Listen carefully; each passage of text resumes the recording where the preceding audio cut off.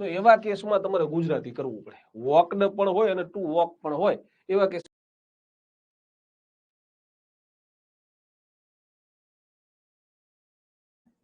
Can, wood, આ પહેલા જ લેક્ચરમાં મેં તમને ભણાવ્યું હતું મે, માઇટ, પરંતુ જો સેલ આવે ને તો એના એકલા બધાની સાથે સેલ નથી વપરાતું એટલે વચમાં આવી રીતે ઓબ્લિક લખાય. Shall, will, must, should, would, be. પણ જો વોઝ આવે તો વોઝ એકલું નથી લખાતું, અમુકની સાથે વોઝ વપરાય ને અમુકની સાથે વેર વપરાય એટલે એમાં વચમાં ઓબ્લિક આવે. વોઝ વેર, બરાબર ને? બીન, ઇઝ એકલું નથી લખાતું, ઇઝ ની સાથે ઓબ્લિક કરીને શું લખાય? એમ અને આર. હેવ એકલું ન લખાય, હેવ ના ઓબ્લિકમાં શું લખાય? Has, had, having. આ બધા આપણા સહાયકારક છે, બરાબર ને? પછી ડુ ના રૂપ લખીએ આપણે તો ડુ એકલું નથી લખાતું, ડુ ના ઓબ્લિકમાં શું લખાય? Does, did. તો આ બધાને આપણે સહાયકારક કહીએ છીએ, બધાને ખબર પડે છે ને? ચાલો ભાઈ, પૃથ્વી તો એમાં એમાં કૂદકા ના મારવાના હોય ભાઈ, બંધ અંગ્રેજી ભણવાનું હોય તો ભણવામાં ધ્યાન રાખ ને. તું પહેલી વાર પરીક્ષા આપીશ તો કે તારે અત્યારે હું પર્સનલ તો નહીં કઈ શીખવી શકું ને ભાઈ, બંધ આ તારે શીખવાનું જ છે, તો ફોકસ કર ને ભાઈ. ચાલો, અને કાલે લેક્ચર બંધ હતું, કાલે સૂચના આપી, આજે નહીં પૂછવાનું દક્ષા. હા બેન, ખબર પડવી જોઈએ. અમુક ને એવી એવી ગાંડ પણ કાઢવાની ટેવ પડી ગઈ છે ને, ભગવાન ભલું કરે એ બધાયનું. ભણવું નથી, વિશેષ ચર્ચાઓમાં વધારે રસ રાખે છે.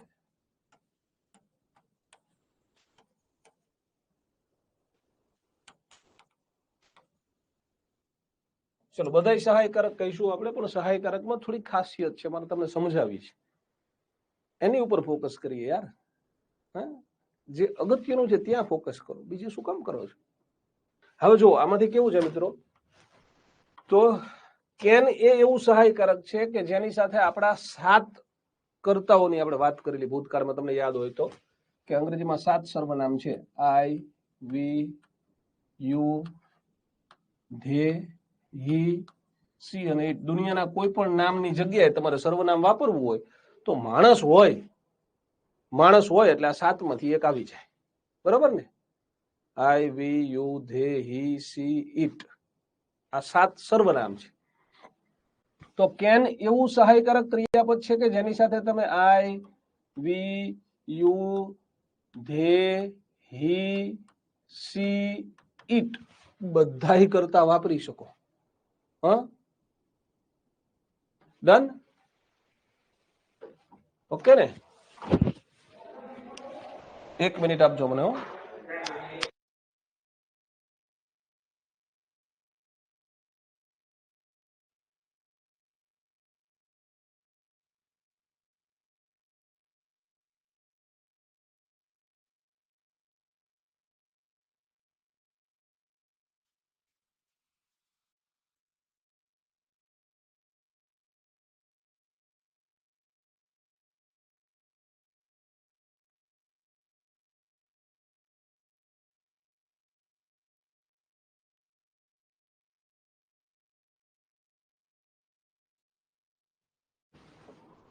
હા, કઈ વાંધો નહીં, આફરીન મળી.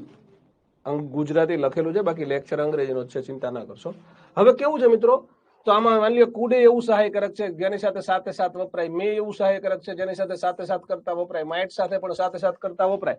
પણ અહીંયા સેલ ઓબ્લિક વિલ લખ્યું ને, એનો મતલબ એવો છે કે આ સેલની સાથે 7 ના વપરાય, અહીંયા ભાગલા પડે છે. અહીંયા એવું લખ્યું ઈઝ, એમ, આ તો આ ત્રણેયથી 7 વપરાય, ત્રણેયથી. એટલે અમુક ઈઝ ની સાથે વપરાય, અમુક એમ ની સાથે વપરાય, અમુક આર ની સાથે વપરાય. એવું જ અહીંયા સેલ વિલમાં હોય, એવું જ અહીંયા હોય ડુ અને ડઝમાં, એવું જ અહીંયા હોય હેવ અને હેઝમાં, એવું જ અહીંયા હોય વોઝ અને વેરમાં. એટલે આ 5 વસ્તુ તમારે વ્યવસ્થિત સમજવી જરૂરી છે, બરોબર?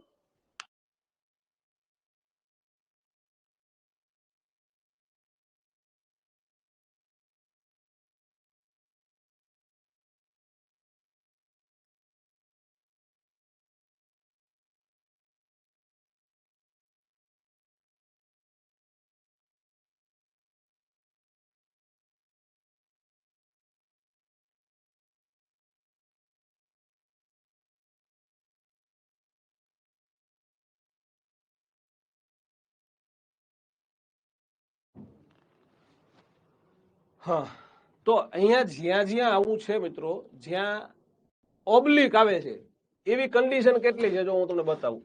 ઓબ્લિક આવે એવી કન્ડિશન કેટલી? તો કે આ એક સેલવિલ વાળી, બીજી વોઝવેર વાળી, ત્રીજી ઇઝેમર વાળી, ચોથી હેવહેઝ વાળી અને પાંચમી ડુડસ વાળી. બાકી બધાય સહાયકારક એવા છે મિત્રો કે જ્યાં સાતે સાત કરતા વપરાય. ડન. દાખલા તરીકે માની લો કે યુઝ ટુ છે તો આઈ યુઝ ટુ હોય, વી યુઝ ટુ હોય, યુ યુઝ ટુ હોય, ધે યુઝ ટુ હોય, હી યુઝ ટુ હોય, સી યુઝ ટુ હોય અને ઇટ યુઝ ટુ હોય. નીડ હોય તો I need, we need, you need, they need, he need, C need. Need બધાની હારે વપરાય. એવી રીતે તો હેડ છે હેડ એ બધાને વપરાય. I had, we had, you had, they had, he had, she had, it had. પરંતુ જ્યારે ડુ કે ડઝ આવે તો સાતમાંથી અમુક ડુ ની સાથે વપરાય ને અમુક ડઝ ની સાથે વપરાય. તમને આ ખબર ન હોય તો આપણે પાંચે પાંચ ની ચર્ચા કરી લઈએ. જે તે સમયે આપણે આને આવું કીધું હતું, પ્રોપર્ટી અને સંતાન. શું કીધું હતું? પ્રોપર્ટી અને સંતાન. આ એવું કુટુંબ છે કે જેમાં એક જ સંતાન છે. આ એવું કુટુંબ છે કે જેમાં એક જ સંતાન છે. આ કુટુંબમાં બે સંતાન છે. અહીંયા એક જ સંતાન છે, એક જ સંતાન છે, એક જ સંતાન છે, સંતાન એક જ છે. અહીંયા બે સંતાન છે, અહીંયા બે સંતાન છે, અહીંયા ત્રણ સંતાન છે. દરેક કુટુંબની પાસે 7 પ્રોપર્ટી છે. આ 7 ને આપણે પ્રોપર્ટી કહીએ છીએ. આ સાતે સાત છે એ શું છે? પ્રોપર્ટી. આ 7 પ્રોપર્ટીઝ છે. હા, કઈ વાંધો નહીં ફૈઝલ, તો ફરીથી દોસ્ત તારે જોઈ લેવાનું. રેકોર્ડેડ હોય ને, આ તમને રેકોર્ડેડ જોવા મળશે દોસ્ત. હા, ચલો.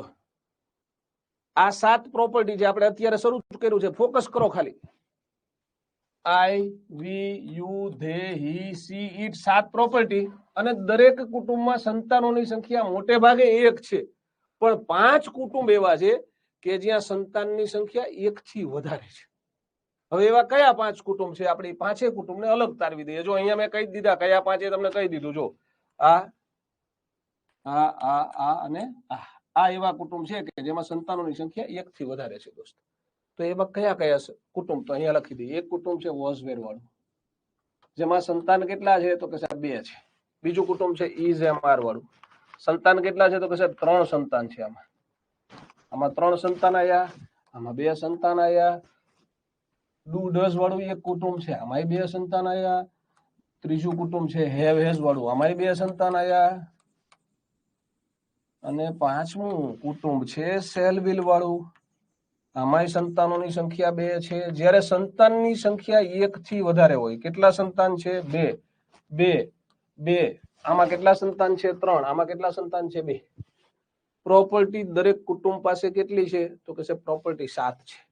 કઈ 7 ને આપણે પ્રોપર્ટી કહીએ છીએ? તો તમે કહેતા હોય તો લખી દઉં. 7 સર્વનામ, વ્યક્તિવાચક 7 સર્વનામ છે જ, એ 7 ને આપણે પ્રોપર્ટી કહીએ છીએ.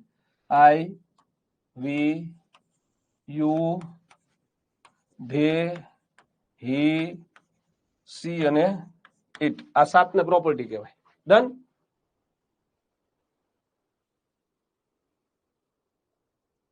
સમજાય છે? તો હવે આ 7 છે ને, એ જ્યાં એક એક સંતાન છે ત્યાં એક જ સંતાનને બધું મળી જાય.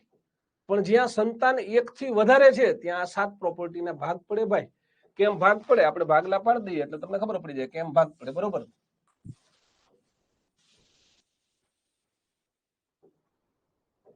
હવે શું થાય સમજો. જો અહીંયા કેટલા સંતાન છે? તો કે 2 સંતાન છે. પ્રોપર્ટી કેટલી એમની પાસે? 7. તો કે એક સંતાનનું નામ શું? તો કે વોઝ. બીજા સંતાનનું નામ શું? તો કે સાહેબ વેર. તો કે વોઝ ને શું આપવાનું, વેર ને શું આપવાનું, એ નક્કી કરવું પડે. તો પેલા કેવી રીતે નક્કી કરતા હતા ખબર છે? વડીલો પેલા વડીલો નક્કી કરતા હતા. ગામના વડીલો છે ને નક્કી કરે કે કોઈ એક કુટુંબમાં દીકરા કેટલા છે? તો કે 2 દીકરા છે. સંપત્તિ કેટલી છે? તો કે 7. કયું ખેતર કોને આપવું ને વડીલો નક્કી કરતા હતા. અને છોકરા ત્યારે બધા કૈયાગ્રહ હતા, વહુ હોય બધી ડાઈ હતી એટલે તકલીફ પડતી નહોતી. ને અત્યારે શું થયું? છોકરા દોઢ ડાયા થઈ ગયા ને વહુઓ તો હળંગ ડાઈ થઈ ગઈ ને. બધી એવી હશે એવું કેવું મારું નથી, પણ આવું ઘણી બધી જગ્યાએ જોવા મળે છે. એટલે વડીલોને તકલીફ પડે છે. પેલા વૃદ્ધાશ્રમો આટલા નહોતા, અત્યારે વૃદ્ધાશ્રમની સંખ્યા વધી ગઈ. તો એની પાછળ જવાબદાર શું છે? સમાજ જવાબદાર છે, આપણે બધા જ જવાબદાર છીએ. હા, એક કુટુંબની અંદર સંપત્તિના ભાગલા પડવાના શરૂ થયા. હવે દીકરાઓ થોડાક ડાયા હતા એટલે દીકરાઓએ નક્કી કરી લીધું કે આ ખેતર મારું ને આ ખેતર તારું. ને 4 દીકરા હતા. આ દુકાન મારી ને આ ઘર તારું ને ઓલો ફ્લેટ તારો, બધા ભાગલા પાડી લીધા. બાપા થોડાક બીમાર હતા, અસ્વસ્થ હતા. બાજુમાં માજી બેઠા હતા, ગામનો સરપંચે બેઠો હતો અને ચારેય ભાઈઓએ ભાગલા પાડી લીધા. પછી બાપાને પૂછ્યું, બાપા બરોબર છે ને? એટલે બાપા કે 1 મિનિટ સાંભળો, હું કવિ સાંભળો. પ્રોપર્ટી કોની? તો સરપંચ શીખે બધાએ એવું કીધું, બાપા તમારી. તો મારી પ્રોપર્ટીના ભાગ પાડવા વાળા તમે કોણ? હે? ચારેય છોકરા એવો ભાગે પાડી લીધો કે ભાઈ 3 મહિના બાપા તારા ભેગું રહેશે, 3 મહિના તારા ભેગું રહેશે, 3 મહિના તારા ભેગું, 3 મહિના મારા ભેગું. એમ બાપા કે 1 મિનિટ સાંભળો, હું કવિ સાંભળો. કે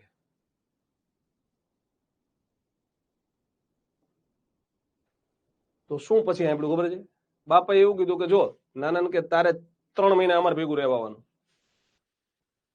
પછી બીજા નંબરને કીધું 3 મહિના તારે, 3 મહિના તારે, 3 મહિના તારે. તમે તમારી રીતે મકાન ભાડે ગોતી લેજો, કે પ્રોપર્ટી બધી મારી જ રહેશે, હું બધું ભાડે આપી દઈશ.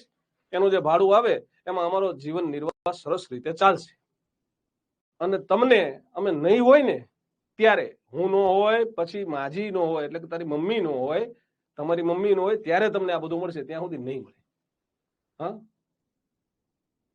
હા, વૃદ્ધાશ્રમ હોવા જ ન જોઈએ એ વાત સાચી છે કુમુદબેન, પણ વૃદ્ધાશ્રમની અવસ્થા આપણે જ ઊભી કરી છે, સમાજે જ ઊભી કરી છે ને, એટલે તો છે.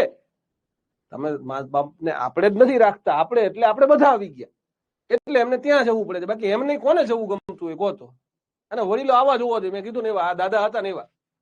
અને તમને બધાને કહું છું કે સંપત્તિ માગવાનો આપણને કોઈ અધિકાર નથી, જાતે કમાવવું જોઈએ. હા, આ તો મા બાપની ઉપર આમ ડોળા ડાળીને બેઠા હોય કે એને પેન્શન આવે છે, એની પાસે આ ખેતર છે, એની પાસે આ છે. હા, દાદા જેવા બધા હોવા જોઈએ. અને વડીલોને હું તો મને મારા વડીલો પૂછે, મારા માસી, માસા, મામા, મામી, કાકા, કાકી કોઈ પૂછે ને તો હું બધાને કહું છું, પ્રોપર્ટી કોઈ દી નહીં દેવાની છોકરાઓને, વહુ નહીં જ દેવાની. તમારે વિલ બનાવી દેવાનું, બહુ એવું હોય ને એમને આગુ પાછું લાગતું હોય ને તો વિલ બનાવી દેવાનું. બાકી પ્રોપર્ટી કોની? જ્યાં સુધી વડીલો હોય ને ત્યાં સુધી એમની જ હોવી જોઈએ. હાલો, એટલે અહીંયા હવે શું થયું કે 2 સંતાન ને પ્રોપર્ટી કેટલી? 7 પ્રોપર્ટી છે. હા,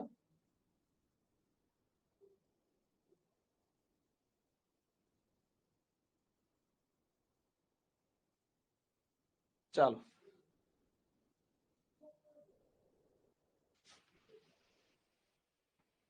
અને એ જ છે ને, તમે વટથી કહી શકો, તમે જો દીકરા તરીકે, વહુ તરીકે તમે કંઈક વસાયું હોય ને તો તમે કહી શકો કે ભાઈ અમે માતા પિતાના આશીર્વાદ લીધા છે, આર્થિક સહયોગ નથી લીધો. હા, એ ભારતીબેન આમાં કેવું છે, બધાની અલગ અલગ પ્રકારની મેન્ટાલિટી હોય છે ને, એટલે જ કલેશ થાય છે, સ્વાભાવિક છે. એમાં હું એવું નથી કહેતો કે વહુ જ જવાબદાર છે કે સાસુઓ જ જવાબદાર છે, પણ દરેક વ્યક્તિ અમુક અંશે જવાબદાર હશે, ત્યારે જ ક્લેશ થાય. બાકી ઘણા બધા ઘર એવા હોય છે જ્યાં ખરેખર રડિયામણું વાતાવરણ હોય છે. તો બધે એવું હોય તો આવી કઈ જરૂર ન પડે. ચલો કાજલબેન, વિલ એટલે વસિયત થાય બેન. હા, ચલો હવે જો 2 છોકરા અને સંપત્તિ કેટલી? 7. ભાગલા પડવાના થયા એટલે વડીલોએ ભાગલા પાડ્યા. શું ભાગલા પાડ્યા એ કહી દઉં. જો શું ભાગલા પાડ્યા, તો કે આઈ, હી, સી અને ઈટ નામની સંપત્તિ વોઝને આપી. એટલે કે નાના દીકરાને 4 સંપત્તિ આપી. હા, સરસ. આ વોઝ નામનો દીકરો નાનો નાનો કેવી રીતે કીધું? 3 અક્ષરનો છે એટલે વેર 4 અક્ષરનું છે એટલે એને મોટો દીકરો કીધો આપણે, બરાબર? તો કે આને શું આપ્યું? તો કે વી, યુ અને ધે નામની સંપત્તિ વેરને આપી. ચલો ભાગલા પડી ગયા. પ્રોપર્ટી 7 હતી. જ્યોત્સનાબેન, પ્રશ્નાર્થ ચિહ્નનો મતલબ શું થાય બેન? હવે અહીંયા 3 સંતાન છે અને સંપત્તિ પાછી 7 છે. પાછા ભાગલા પાડવા પડે. ભાગલા એટલે પાડું છું કે આખી જિંદગી યાદ રહે. હા, ચલો જો એમ નામનું એક સંતાન છે, એક ઇઝ નામનું સંતાન છે અને એક આર નામનું સંતાન છે. 3 સંતાન છે. સંપત્તિ તો દરેક કુટુંબમાં 7 જ છે. હા, ચાલો હવે શું જો, તો કે આ એમ છે ને, વડીલોને ખબર પડી ગઈ કે આ બહુ ડેન્જર છોકરું છે. આ રહ્યું ને, આ કોઈ દી સંપત્તિ સાચવી શકે એવું નથી, જુગાર્યું છે, ગમે ત્યારે ગમે આ પૈસા હારી જશે અને સંપત્તિ ખોઈ નાખશે. તો એમને આઈ નામની સંપત્તિ 1 જ આપી. હા, કહીશું જ્યોત્સનાબેન, કહીશું. બસ ચલો, ખૂબ સરસ શંકરભાઈ. ચલો હવે વી, યુ અને ધે નામની સંપત્તિ આર નામના દીકરાને આપવામાં આવી. હી, સી અને ઈટ નામની સંપત્તિ ઈઝ નામના દીકરાને આપવામાં આવી. હવે યાદ રહી જાય. હવે શું થયું તો કે અહીંયા કેટલા સંતાન છે તો કે 2 સંતાન છે. એક સંતાનનું નામ છે સેલ, જ્યારે બીજા સંતાનનું નામ છે વિલ. સંપત્તિ કેટલી? તો હવે તો કેવું ન પડે ને, બધાને ખબર છે સંપત્તિ કેટલી, 7 જ હોય. હવે 2 જ સંતાન છે, 7 સંપત્તિ છે. આ મોટો છે એ સક્ષમ છે, એ સંપત્તિ વસાવી શકે એવો છે, તો કે એને 2 જ સંપત્તિ આપો, બાકી બધી સંપત્તિ નાનાને આપો. નાનો છે ને એ થોડોક નબળો છે, સંપત્તિ વસાવી નહીં શકે પણ ટકાવી રાખશે. તો કે આઈ અને વી નામની 2 સંપત્તિ સેલને આપી. સેલની સાથે પેલો પુરુષ વપરાય, પેલો પુરુષ એકવચન અને બહુવચન. જ્યારે વિલની સાથે બાકી બધું વપરાય, એટલે કે હી, સી, ઈટ, યુ અને ધે બધું શેની સાથે વપરાય? વિલની સાથે. સામાન્ય રીતે તમે બધાની સાથે વિલ વાપરો તો વાંધો નથી, પણ સેલ અને વિલ સ્પેસિફાય કરવું હોય તો આઈ અને વી ની સાથે સેલ વપરાય ને બાકી બધાની સાથે વિલ વપરાય. ઓકે, પાછા 2 સંતાન છે. કયા 2 સંતાન છે તો કે એક સંતાનનું નામ છે હેઝ, જ્યારે બીજા સંતાનનું નામ છે હેવ. ફરીથી પાછું જોયું એમને અહીંયા કે નાનો સક્ષમ છે તો કે એને 3 સંપત્તિ આપો, હી, સી અને ઈટ નામની. મોટો મજબૂત છે ને 4, મોટો છે એ મજબૂત નથી, સોરી, એને 4 સંપત્તિ આપો. આઈ, વી, યુ અને ધે. આ સાચી વાત છે રમીલાબેન, બિલકુલ સાચી વાત છે. એટલે એ તો એવું છે ને, સમજવું હોવા જોઈએ. દરેક વ્યક્તિ કુટુંબમાં સમજવું હોય તો ક્યારેય ઝઘડો ન થાય. અને ઝઘડો શું કામ થાય એની પાછળના રીઝન કહી દઉં તમને. એને શું કહેવાય ખબર છે? It is called generation gap. એને શું કહેવાય? Generation gap. 2 જનરેશનની વચ્ચે ગેપ હોય એટલે સમસ્યા થાય. શું ગેપ હોય એ આપણે પછી ચર્ચા કરીએ. ચલો, અહીંયા 2 સંતાન છે, એકનું નામ છે ડઝ અને બીજાનું નામ છે ડુ. ફરીથી પાછી સંપત્તિ કેટલી છે તો કે સાહેબ સંપત્તિ 7. તો કે ડઝ નામના સંતાનને 3 સંપત્તિ આપી, હી, સી અને ઈટ નામની. ડુ નામના સંતાનને 4 સંપત્તિ આપી, આઈ, વી, યુ, ધે. અહીંયા સંપત્તિ અને સંતાનની વાત નથી હો, તમારે યાદ એમ રાખવાનું શેની સાથે કયું સહાયકારક વપરાય. હા, ચલો, ક્લિયર થઈ ગયો? ના, કાશ્મીરા તમારે વિલ વાપરવું હોય તો વાપરી શકાય, તમે ડિસ્ક્રિપ્ટિવ લખતા હોય ત્યારે. પણ પરીક્ષામાં પૂછે સેલ વાપરવું કે વિલ વાપરવું, તો આઈ અને વી હોય તો સેલ વાપરવાનો. હા, ચલો, હવે ભૂલ થાય જ નહીં ને, તમારે ભૂલ કરવી હોય તો નહીં થાય. સરસ, જિંકલ પંડ્યા, ખૂબ સરસ બેન. ચાલો તો વધીએ આગળ. ચલો, હવે હું તમને કહેતો તો શું, અત્યારે મારે તમને સમજાવું તું generation gap. What is generation gap? શેને કહેવાય જનરેશન ગેપ મિત્રો? તો કે જનરેશન ગેપ એટલે કે મારી ઉંમર છે એ આજે 43 વર્ષની છે, મારા ફાધરની ઉંમર છે એ 68 યર્સની છે. તો અમારા બેની વચ્ચે કેટલો ગેપ છે? 25 વર્ષનો ગેપ છે. It is called generation gap. અને 25 વર્ષનો ગેપ છે એટલે સ્વાભાવિક છે કે મારા ફાધર છે 25 વર્ષ પહેલાનું વિચારતા હોય, હું 25 વર્ષ પછીનું વિચારતો, એટલે 2 વચ્ચે થોડોક ગેપ હોય. હા, ભારતીબેન, સરસ બેન. હવે શું થયું સમજો. હવે મારા ફાધર કરતા મારા વિચાર છે 25 વર્ષ એડવાન્સ હશે, સ્વાભાવિક છે, એટલે જનરેશનમાં ગેપ આવે. હવે આ મારી ઉંમરે શું થાય ખબર છે? મારા દીકરાની ઉંમર છે ને 18 વર્ષની છે, 18 વર્ષનો થશે. એટલે હવે તમે આ ઉંમરે પહોંચીએ ને એટલે શું થાય ખબર છે? મારા દીકરાથી મારા વિચાર અલગ પડે અને મારા ફાધરથી મારા વિચાર અલગ પડે. મારો દીકરો મને એમ કહેતો પપ્પા તમને ખબર ન પડે, અને હું મારા ફાધરને એમ કહેતો પપ્પા તમને ખબર ન પડે. પણ એ મારા બાપ છે, એને મારો ઉછેર કર્યો ને ત્યારે હું આ 43 નો થયો, તો મને ખબર પડવી જોઈએ કે મારા બાપાની યાર કેમ વાત કરાય. આ શીખવાનું હોય, બરોબર ને? એટલે જનરેશન ગેપ છે એ અવોઇડ કરી શકાય. પછી દોસ્તો આવી જ રીતે છે ને, એક નાનો એવો ટૂચકો કહી દઉં. એક હોટલમાં એક કલેક્ટર જમવા ગયા. કલેક્ટર એટલે તમને બધાને ખબર પડે છે કલેક્ટર એટલે શું કહેવાય? આઈએએસ. આઈએએસ જમી લીધું, જમીન પછી ઉભા થતા હતા એટલે ઓલા વેઇટરને ટિપ્સ આપી. ટિપ્સમાં 50 રૂપિયા આપ્યા. એટલે વેઇટર છે ને કલેક્ટરની હામું હામું જોઈ રહ્યો. એટલે કલેક્ટર કે શું છે ભાઈ? એ કે સાહેબ તમારો દીકરો જમવા આવે ને કે તો કે 500 રૂપિયા ટીપ આપે છે. એટલે કલેક્ટરે વેઇટરની સામું જોઈને કીધું ઈ IAS નો દીકરો છે, ઈ કલેક્ટર નો દીકરો છે, હું ખેડૂતનો દીકરો છું, મને ખબર પડે છે 500 ની વેલ્યુ શું હોય.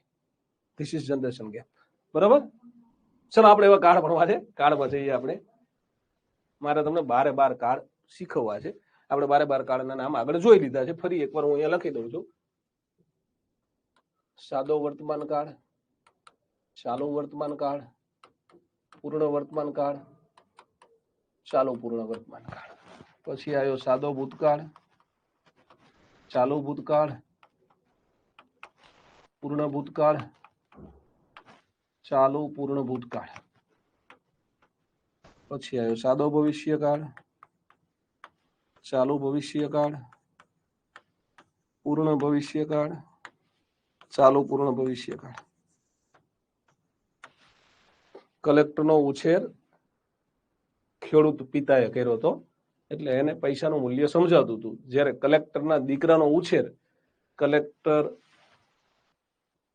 પિતા અને કદાચ એને માતાએ કોઈ ઓફિસર હોય, ક્લાસ 1 ઓફિસર, બંને સાથે મળીને ઉછેર કર્યો હતો, એટલે એને એ પ્રમાણે પૈસા જોયા હોય ને.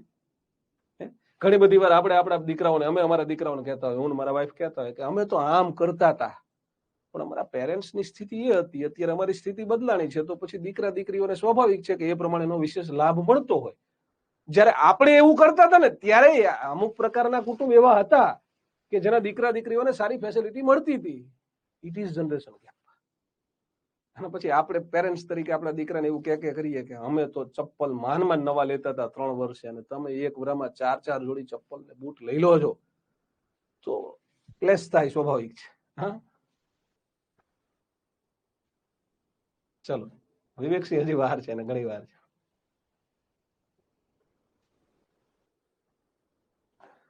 હવે હું તમને આના 12 કાર્ડના વાક્ય લખી દઉં. એક જ વાક્યમાંથી આપણે 12 કાર્ડના વાક્ય બનાવીએ.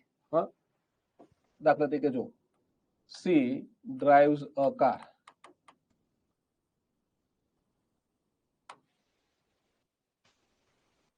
She is driving a car. પૂર્ણ વર્તમાન કાળ લખો ને તો આવું થાય, she has driven a car.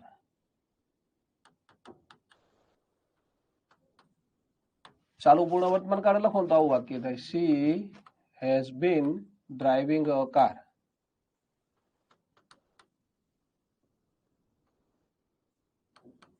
સાદો ભૂતકાળ લખો તો વાક્ય આવું બને, સી ડ્રોવ અ કાર.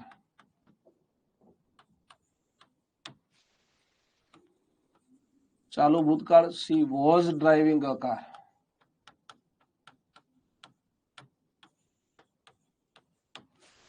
પૂર્ણ ભૂતકાળ, she had driven a car.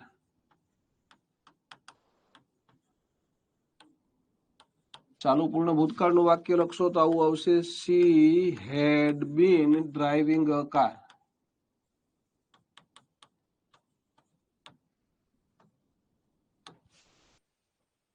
સાદો ભવિષ્યકાળ, she will drive a car.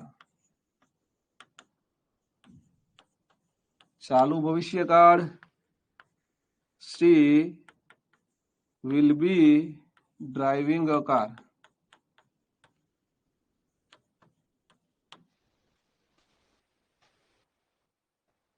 પૂર્ણ ભવિષ્યકાળ, she will have driven a car. અને ચાલુ પૂર્ણ ભવિષ્યકાળ, she will have been driving a car.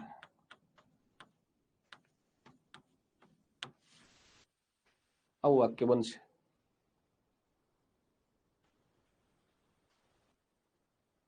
Done.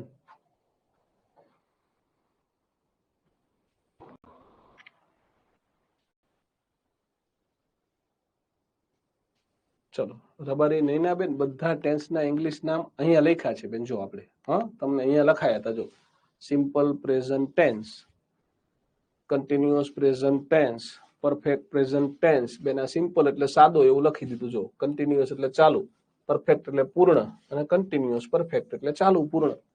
પછી પાછળ શું હોય? પ્રેઝન્ટ ટેન્સ, પાસ્ટ ટેન્સ ને ફ્યુચર ટેન્સ. બેન સાદો જેને કહેશો એને તમે શું કહેશો? સિમ્પલ. સાદો વર્તમાન હોય તો શું કહેશો? સાદો વર્તમાન હોય તો શું કહેશો? Simple present tense. ચાલુ વર્તમાન હોય તો શું કહેશો?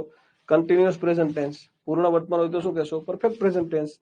ચાલુ પૂર્ણ હોય તો શું કહેશો? Continuous perfect present tense.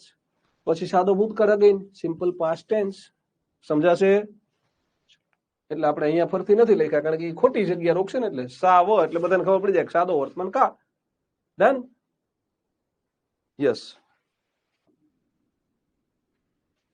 હવે જો આ જ વાક્યને હું જરા આની થોડી કોપી કરી લઉં એકાદ બે, એટલે મારે પછી એની જરૂર પડશે. એટલે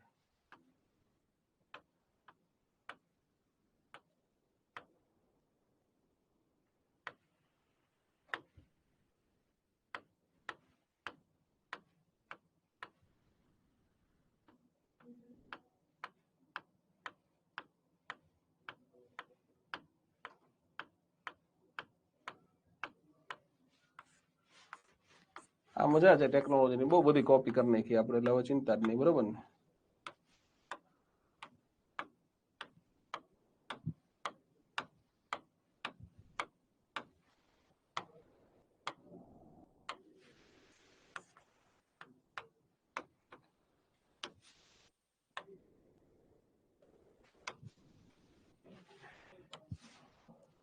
ચલો હવે જુઓ. હવે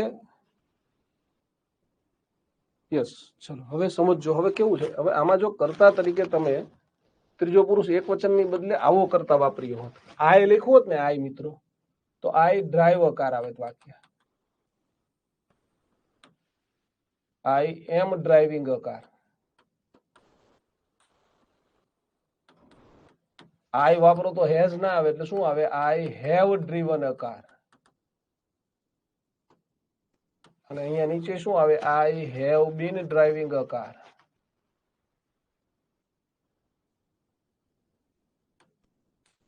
આઈ ડ્રોવ અ કાર. ડ્રોવ માં કોઈ ફેર નથી પડતો. સાદા ભૂતકાળમાં ગમે તે કરતા હોય, એક ને એક વસ્તુ જ આવે. ચાલુ ભૂતકાળ લખો તો શું લખવાનું થાય મિત્રો? આઈ વોઝ આવે ને, આઈ વોઝ. સી વોઝ આવે ને, આઈ વોઝ જ આવે. I was driving a car. I had તો બધાની હેડ જ વપરાય ને, તો આઈ હેડ ડ્રીવન અ કાર. અને આઈ હેડ બીન ડ્રાઇવિંગ અ કાર. એટલે કરતા બદલાય તો સહાયકારકમાં અને ક્રિયાપદના રૂપમાં ફેરફાર થઈ શકે. બરોબર? પછી જો અહીંયા આઈ લખો છો તો વિલ નહીં, શું લખશું? આઈ shell drive a car. I shall be driving a car.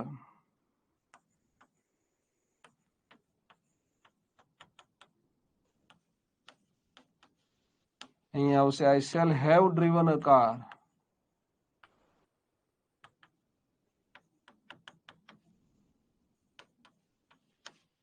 અને અહીંયા આવશે આઈ shell have been driving a car.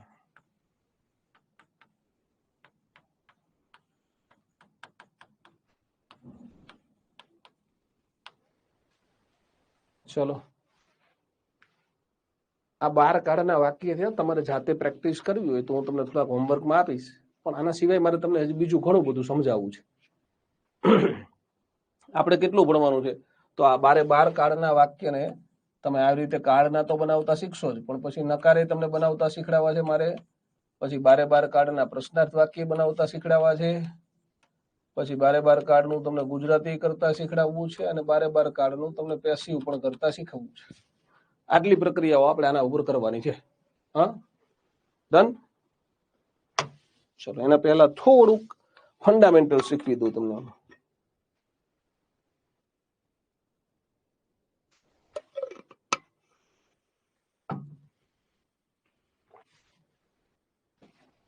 શું શીખવાનું છે ફંડામેન્ટલમાં?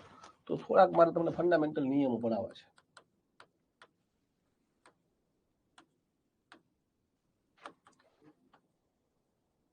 સાડા 3 નિયમ ભણવાના છે આપણે.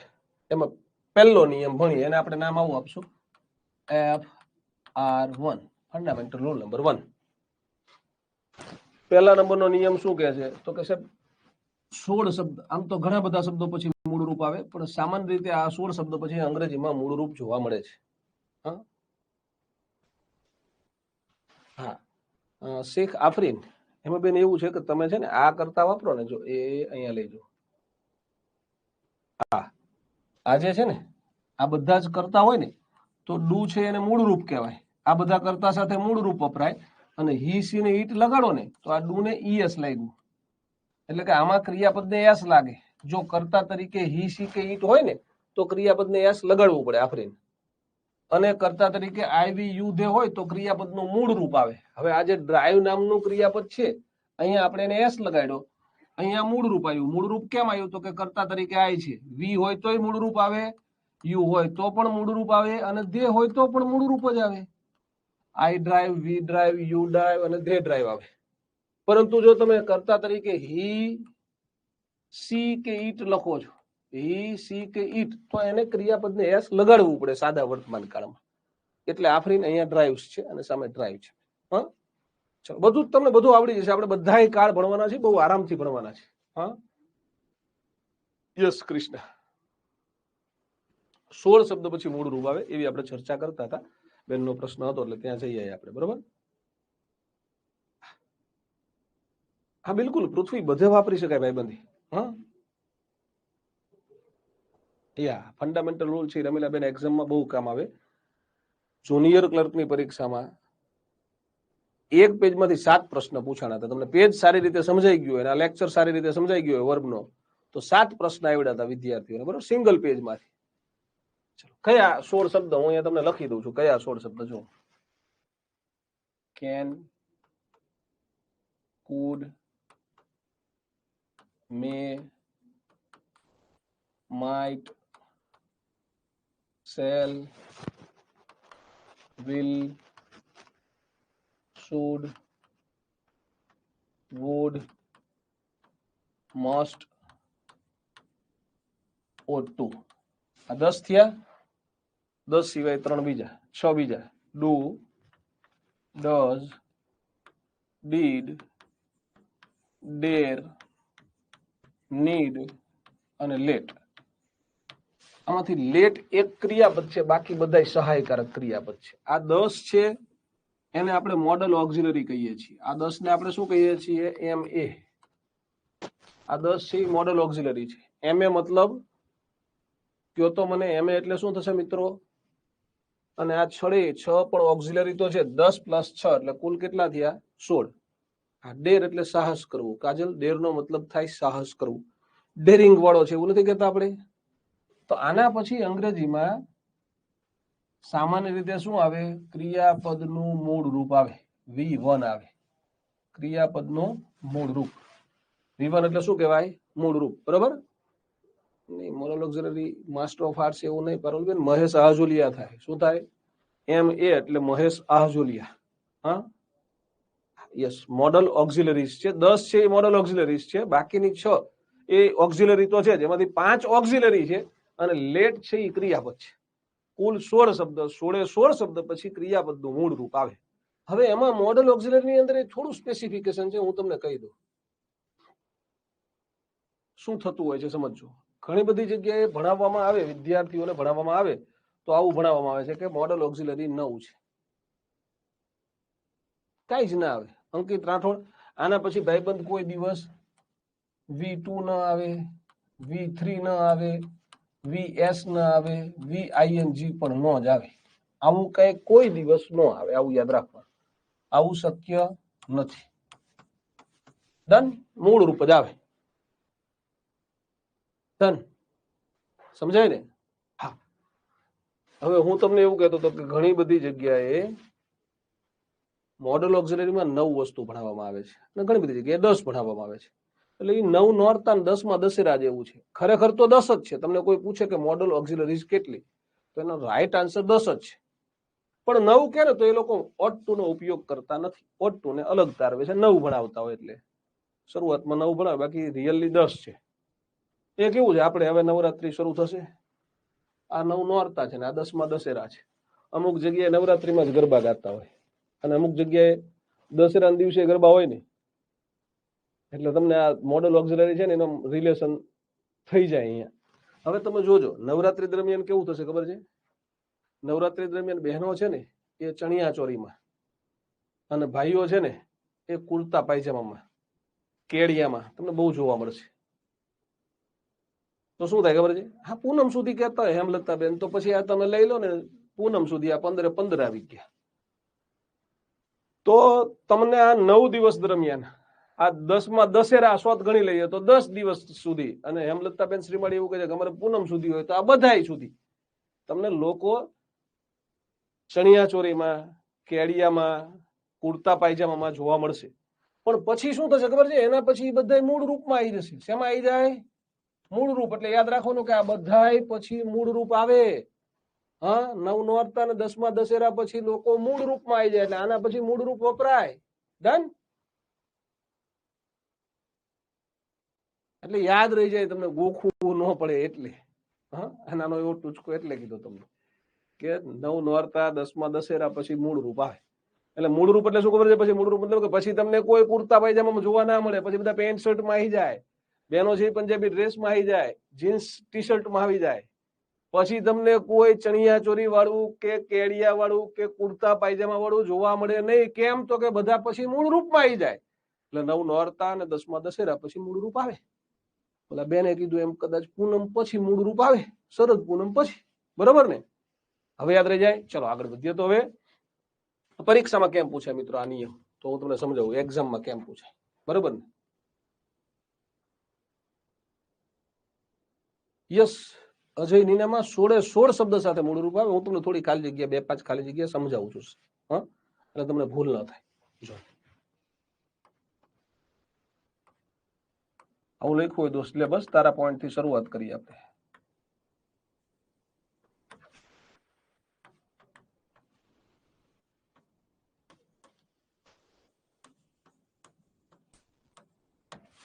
હવે તમને ઓપ્શન આવા આપ્યા: ડ્રિંક, ડ્રિંક્સ અને ડ્રિંક.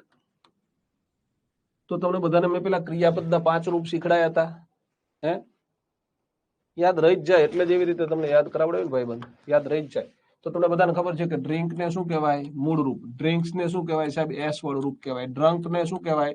ડ્રેન્ક ને V2 કહેવાય. કદાચ અહીંયા ડ્રંકે લખ્યું હોત તો તમે કહી દેત કે સાહેબ આ V3 છે, અને ડ્રિંકિંગ પણ લખ્યું હોત તો તમે કહી દેત કે આ સાહેબ V5 છે. આવું કહી દેત કે નહીં? હા કે ના? VIAG છે એવું કહી દેત ને? હવે તમને કાર્ડ નથી આવડતા, ફરગેટ ઇટ, ભૂલી જાઓ. કાર્ડ તમને આવડતા જ નથી, પણ તમને ઈ તો ખબર પડે ને કે આમાં ડઝ આપ્યું છે. ડઝ દેખાઈ જાય કે આ 16 માંથી કઈક અહીંયા હાજર છે એવું દેખાઈ જાય? તો કે હા દેખાઈ ગયું સાહેબ. તો આના પછી અંગ્રેજીમાં કોઈ દિવસ બીજું કઈ આવે નહીં, મૂળરૂપ લખી દેવાનું આખો બંધ કરીને. એટલે તમારો જવાબ શું થઈ ગયો? ડ્રિંક. બોલો, આ તો આવડે એવું છે કે નહીં? હા કે ના? હે,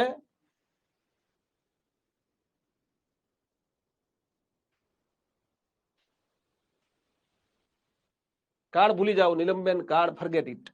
તમારું જો કાર્ડ નથી યાદ રાખવાનો.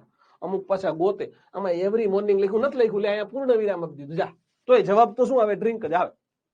હા, ચલો, આવું ઘણું બધું આવશે. આપણે અંગ્રેજી પૂરું કરશું ત્યાં સુધીમાં ઘણું બધું આવશે. હા, ચલો બીજું વાક્ય લખાવી દઉં તમને.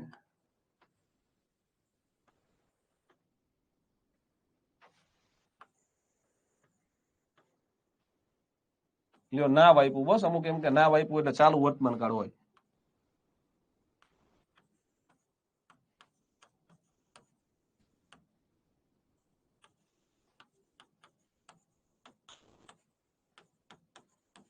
તો તમારે જોવાનું શું છે મિત્રો? આમાં શું આપેલું છે? ઉપરના 16 શબ્દમાંથી કોઈ શબ્દ તમને દેખાય છે? મને કયો તો.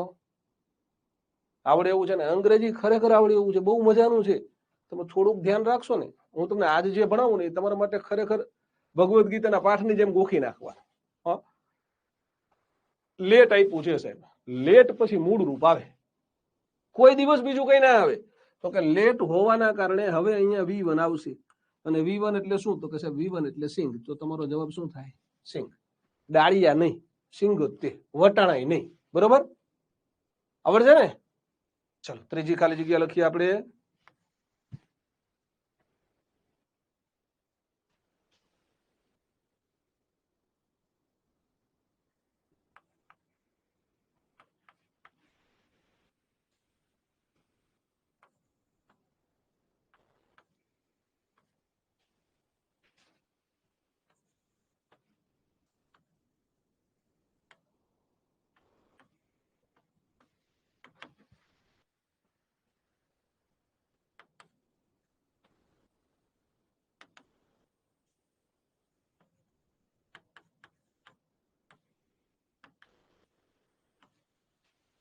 બોલો આમાં શું આપેલું છે 16 શબ્દમાંથી?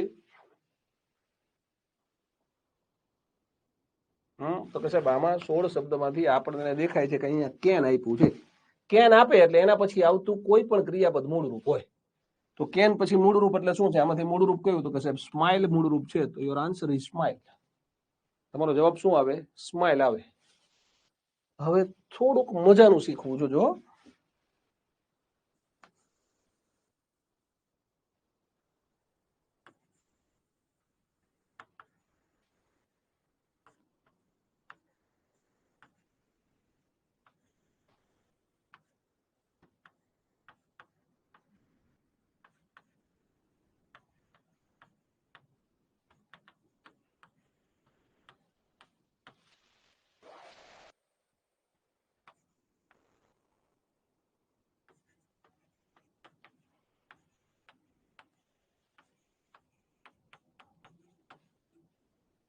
ચલો 4 ઓપ્શન આપ્યા. જવાબ શું આવશે? ચોથી ખાલી જગ્યામાં તમે બધા કમેન્ટ કરો.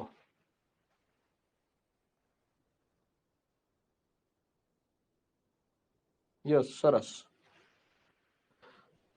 આ થોડુંક મેં અઘરું વાક્ય લખ્યું છે. રિદ્ધિ, હેમા, સરસ સરસ, ખૂબ સરસ યાર. હોશિયાર છોકરાઓ છો બધા. ચેતન પ્રજાપતિ, તું એ વ્યાખ્યા નથી આવતો દોસ્ત. સેજલ, અમુક અમુક નબળા પડો છો. તમારે જોવાનું શું છે? પ્રવીણ પાડવી, આમાં દોસ્ત શું આપ્યું છે જુઓ તો. આમાં શું આપ્યું છે તમને? તો કે સાહેબ ડીડ આપ્યું છે. ડીડ આમાં ક્યાંય છે કે નહીં? તો કે આર યુ. ડીડ પછી શું આવે? V1 આવે. તો ડીડ પછી V1 આવે. અમુક તો યસ્ટરડે જોઈને એમ કે ભૂતકાળ છે. પેલા ડીડ તો આપી દીધું. ડીડ થી ખબર પડી જાય કે ભૂતકાળ કહેવાય. આ ડીડ ભૂતકાળ સૂચવે જ છે. અમુક એમ કે સાહેબ રાહુલ આપ્યું એટલે હેઝ આવે. ના આવે. ડીડ ની હારે ના આવે. ડઝ હોય તોય ના આવે. ડઝ હોય તો હેવ જ આવે. હો, એટલે અહીંયા મૂળ રૂપ જ આવે. ભલે રાહુલ હોય. આ રાહુલ ના બાપા આગળ બેઠા, એનો નિયમ લાગુ પડે. રાહુલ નો ન લાગુ પડે. હા, શું આવે? હેવ આવે. એટલે હેઝ વાળા ને હેડ વાળા સુધરી જજો. આનાથી મોટા કોઈ નિયમ નહીં. બધું ભૂલી જવાનું. હેતલ, સુધરી જવાનું બેન. હો, કરિશ્મા, इसको बोलते हैं करिश्मा. હેતલ, નો હેડ, હેવ. શું કામ હેવ? તો કે સાહેબ અહીંયા ડીડ આપ્યું છે. ડીડ ની સાથે માત્ર ને માત્ર મૂળ રૂપ જ વપરાય, બીજું કઈ વાપરી શકાય નહીં. डन. बाप बाप होता है, बेटा बेटा होता है. बरोबर ने? હા, ડાબી શ્રદ્ધાબેન સમજાવું છું. બેન શું જોવાનું? બેન આમાં ડીડ આપી દીધું છે. આ 16 શબ્દમાંથી કોઈ એક શબ્દ આપે તો ડીડ પછી અંગ્રેજીમાં કોઈ દિવસ, અંગ્રેજીમાં ક્યાંય તમને આવું લખેલું જોવા મળે ને? ડીડ પછી કરતા, કોઈ પણ કરતા હોય, અને પછી અહીંયા કંઈક લખવું હોય તો હેવ સિવાય કઈ લખી જ ન શકાય. બીકોઝ ડીડ પછી મૂળ રૂપ જ આવે. ડીડ પછી શું આવે? મૂળ રૂપ. અને તમને બધાને ખબર છે. હા, જો યુવરાજ કરપડા એમ કે છે હેડ મૂળરૂપ ન કહેવાય. કેવી રીતે કહેવાય? તમને આ ભણાયું તું ભૂલી ગયા? હે, આમ લઈ જવા પડશે, પાછા લઈ જવા પડશે. બહુ આગળ જવાનું થઈ છે, પણ બતાવું. ચલો તમારી સ્લાઇડમાં બતાવું. શું તમે ધ્યાન શું રાખો છો? હે, આ શું છે? આ મૂળરૂપ, આ ભૂતકાળ, આ ભૂતકૃદંત, આ એસ વાળું રૂપ અને આ આઈએનજી વાળું રૂપ. આવું ભણાયું તું? તો મૂળરૂપ શેને કહેવાય? હેવ ને કહેવાય. આ હેવ ને જ મૂળરૂપ કહેવાય. બીજું એકેય મૂળરૂપ નથી. હેડ ને V2 કહેવાય ભાઈ. આ પેલા એટલે ભણાયું છે. પેલા કથા એટલે કરી હતી. આ મને શોખ નતો થતો. આને તમારે યાદ રાખવાનું છે જિંદગી ભર. હા, હેડ ભૂતકૃદંત, હેઝ ને એસ વાળું રૂપ કહેવાય. વિચિત્ર કહેવાય. આવું કીધું તું. કારણ કે હેવ ને એસ લાગવાથી 5 અક્ષર થવા જોઈએ, હેવ્સ થવું જોઈએ. પણ અંગ્રેજીમાં હેવ્સ છે નહીં, હેઝ જ હેવ્સ છે. આવું કીધું. હા, તો યુવરાજ યાદ રાખવાનું ને ભાઈબંધ. પરીક્ષા તમારે ક્યાં સુધી યાદ રાખવાનું ખબર છે? જ્યાં સુધી તમારું નામ કોઈ સરકારી ચોપડે કર્મચારી તરીકે ન ચડી જાય ને, તમે સહી કરતા થઈ જાવ ને, પછી એમ કે હેવ, હેઝ, હેડ અને હેવિંગ માંથી મૂળ રૂપ કયું છે, તો તમે કંઈક નવો જ શબ્દ લઈ આવશો ને તો ચાલશે. હેવ્સ મૂળ રૂપ છે, જાઓ, તો તમારો પગાર કપાશે નહીં. પણ જ્યાં સુધી પગાર મળવાનો ચાલુ ન થાય ને ત્યાં સુધી યાદ રહેવું જોઈએ. હા, ના એવું જરૂરી નથી ભાઈ. સોલંકી અજય, ઘણું બધું આવશે. હું ધીમે ધીમે બધું તમને ભણાવું છું. હા, કાજલ કેવી રીતે ખબર પડે બેન? મેં તને એ તો સમજાયું અહીંયા કે આ શબ્દ જોવાના છે ને. અહીંયા આપણે કથા સત્સંગ જે કઈ કરીએ છીએ એ શું કામ કરીએ છીએ કે મેં તમને ઉપર 16 શબ્દ લખી દીધા, ઉપર આ 16 શબ્દ લખી દીધા, એમાંથી કંઈક દેખાય. યસ આર્મી જોશી, તો તમારે મૂળરૂપ લખવાનું. એમને એમ ગમે એ મૂળરૂપ નથી લખવાનું. આમાં મૂળરૂપ શું કામ લખ્યું? આપણે આ ચારે ચાર ખાલી જગ્યાની અંદર ચર્ચા કરવી હોય તો આમાં ડઝ હોવાને કારણે મૂળરૂપ આવ્યું, આમાં લેટ હોવાને કારણે મૂળરૂપ આવ્યું, આમાં કેન હોવાને કારણે મૂળરૂપ આવ્યું, ને આમાં ડીડ હોવાના કારણે મૂળરૂપ આવે છે. હા, બીજું કઈ વિચારવાનું નથી. તમે લાઈફ ટાઈમ યાદ રાખો તો બહુ સારું છે, પણ લાઈફ ટાઈમ નો યાદ રહે તો કઈ નહીં. તમને પહેલો પગાર, સરકારી પગાર મળવાનો શરૂ થઈ જાય, 1 મહિનાનો પગાર તમારા ખાતામાં પડી જાય, પછી તમે બધું ભૂલી જાવ તો હાલશે. હા, પછી કોઈ પૂછે ને કે મીરાબાઈ નો જન્મ ક્યાં થયો હતો, તો કહેવાનું જાપાનમાં થયો હતો. તમારો પગાર કપાશે નહીં. તમે તૈયારી ક્યાં કરી હતી, તો તમારે કેવું અમેરિકામાં ગયા હતા. જ્ઞાન લાઈવમાં તૈયારી કરી હતી એવું નહીં કહો તોય ચાલશે, કઈ વાંધો નહીં. મહેશ સર પાસે ભણ્યા એવું નહીં કહો તોય ચાલશે, ભૂલી જાવ તો ચાલશે, પણ પરીક્ષા સુધી યાદ રાખવું અનિવાર્ય છે, નહીતર ચાલશે નહીં. હ,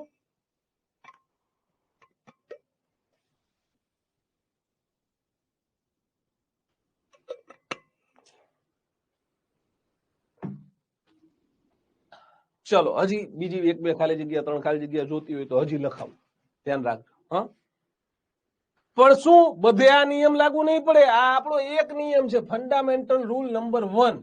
એમાં તમારે યાદ રાખવાનું છે આ 16 શબ્દ, 10 મોડલ ઓક્સિલરી, 6 બીજા. 10 મોડલ ઓક્સિલરી કઈ? Can, could, may, might, shall, will, should, would, must અને ઓટ ટુ. ઓટ ટુ એટલે દશેરા, આગળ 9 એટલે 9. આને કહેવાય modal auxiliary. Do, does, did, dare, need, let, આ 16 શબ્દ. ડન. ડેર એટલે હિંમત કરવી, સાહસ કરવું. નીડ એટલે જરૂરિયાત હોવી, અને લેટ એટલે રજા આપવી. લેટ એટલે શું થાય? રજા આપવી. ડન. એટલે દશેરાના દિવસે ઘોડું દોડવું જોઈએ. તમારે આજે જ નથી દોડતું, હજી આજે જ શીખડાયું, અને આજને આજ ભૂલી જાવ તમે. આજ એટલે 2 દિવસ પહેલા. હા, કદાચ નેહા જાની બેન પછી તું ભૂલી જઈશ ને તોય ચાલશે. તમે ખોટું ભણાવો તો પછી અંગ્રેજીના શિક્ષકનો પગાર કોઈ કાપતું નથી. હા, ચાલો.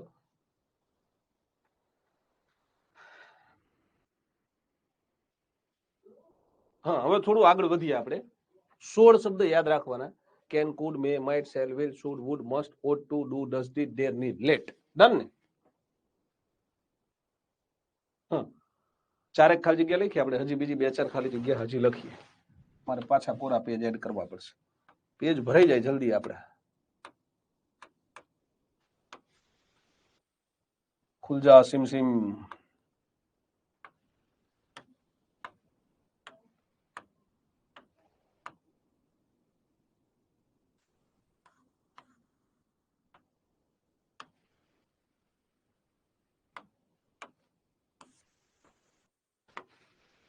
ચાલો ત્યારે હજી 2-3 ખાલી જગ્યા સમજાવું તમને પહેલા નિયમની, પછી આગળ જઈએ.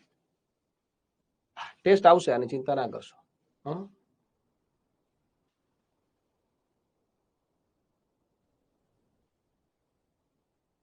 હું યાદ નથી રાખતો. તો મારે તો શું થયું, મગજ છે મિકેનિકલ થઈ ગયું. આ બધી વસ્તુ આટલા બધા વર્ષોથી ભણાવું છું ને, હે, એટલે વાંધો નથી આવતો. હા, કઈ વાંધો નહીં, એવું બધું બને. હા વિવેકભાઈ, એવું બધું બને. હે, કે જ્ઞાન લાઈવ ની બુક માંથી તે 70%, 75% પૂછાણું આવું ચગે માર્કેટમાં, તો છતે સ્વાભાવિક છે ને. આપણે એવું ભણાવીએ છીએ, એવી તૈયારી કરાવીએ. બુક તો આપી જ નથી કોર્સમાં, અને તોય આખા ગુજરાતના બધા મીડિયા વાળા માંડ્યા હતા. હા, ભરતભાઈ બોલો દોસ્ત. ભક્તિ રિમોટ આપીશ, આપીશ, ચિંતા ના કરશો. હવે જો અહીંયા હજી થોડાક બીજી આપણે 4 વાક્ય લખ્યા હતા ને, થોડાક વધારે લખી દઈએ અહીંયા.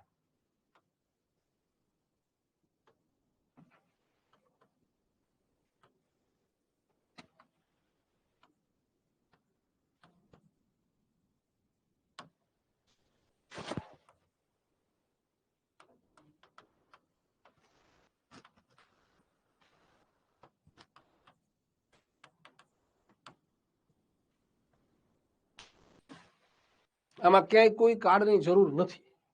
હા, બહુ બધા મિત્રો, મને કેવું છે, ભગવાનની મહેરબાની છે, તમને બધા મિત્રોને ભણાવીએ ને એટલે તમારા બધાનો પ્રેમ અઢળક મળે છે. હું 2022 સુધી સચિવાલયમાં નોકરી કરતો હતો. 2022 સચિવાલયમાં છે ને પાછળ મીના બજાર આવે. હવે અમે મીના બજાર જઈએ ને એટલે લગભગ રોજ ચા પીવા જઈએ 4 વાગે, એટલે રોજ એક જ વિદ્યાર્થી મિત્ર મળે. લગભગ પાછા એવા હોય, નવાય હોય. એટલે મારી સાથે મારા મિત્રો હોય ની કે મારી સાથે જસુભાઈ ને વિરલભાઈ મારી ઓફિસમાંથી અમે ત્રણેય સાથે જતા. બસ તમારા વિદ્યાર્થીઓ તો બહુ બધા છે એમ. 2011 થી સ્પર્ધાત્મક પરીક્ષા ભણાવું છું. 2013 થી ગાંધીનગરમાં ભણાવું છું. પછી કઈ વાંધો જ ના આવે ને. હવે જો અહીંયા તમને દેખાય છે દોસ્તો, શું દેખાય છે સાહેબ? કુડ આપી દીધું. કુડ એટલે 16 માંથી 1. એના પછી મૂળરૂપ આવે. મૂળરૂપ શું છે આમાં? તો કે સાહેબ આશિષ્ટ. આશિષ્ટ એટલે મદદ કરવી. સમજાઈ જાય? કોઈ દિવસ ભૂલ ન થાય. 16 શબ્દ યાદ રાખવાના. Can, could, may, might, shall, will, should, would, must, ought to, do, does, did, dare, need, let. બીજા ઘણા બધા હોય શકે. બરોબર ને?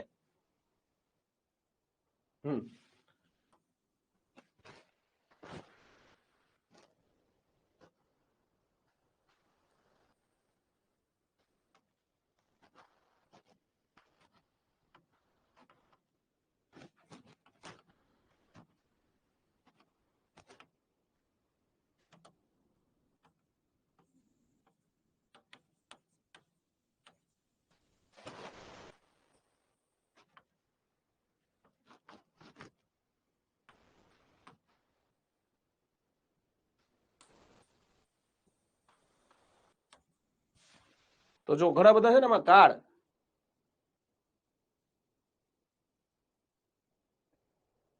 સરસ, થેન્ક યુ કરિશ્માબેન. બસ એ તમારા બધા મિત્રો છે ને, તમે બધા જ અમને જ્ઞાન લાવીને મોટું કોને બનાવ્યું?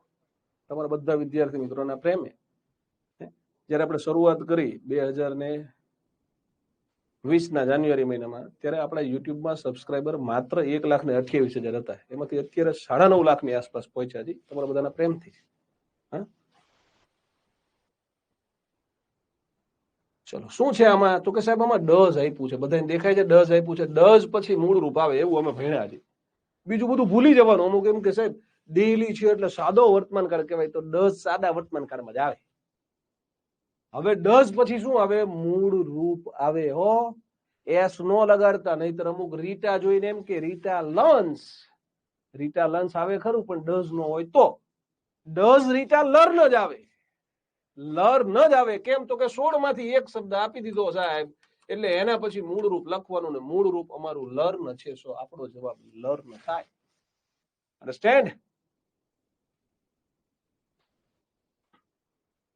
ચાલો હજી એક ખાલી જગ્યા લખાઈ દો, પછી આગળ જઈએ. એટલે તમે બધા ખખડીને એમ કહો સાહેબ હવે નો પ્રોબ્લેમ, યાદ રહી જ જાય. હા,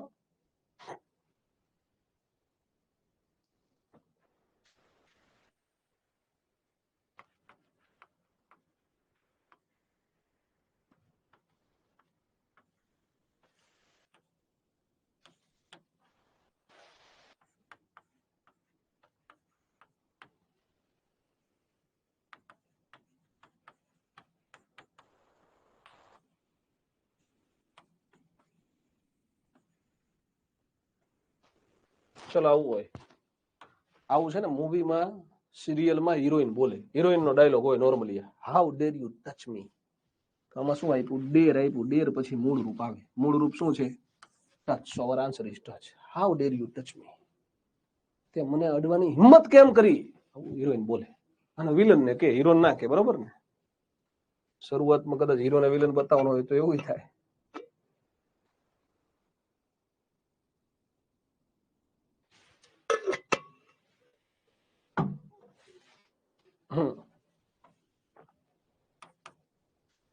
આ જવાબો લર્ન.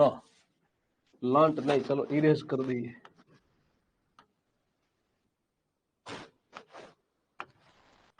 આ જવાબ આ લર્ન. ડન.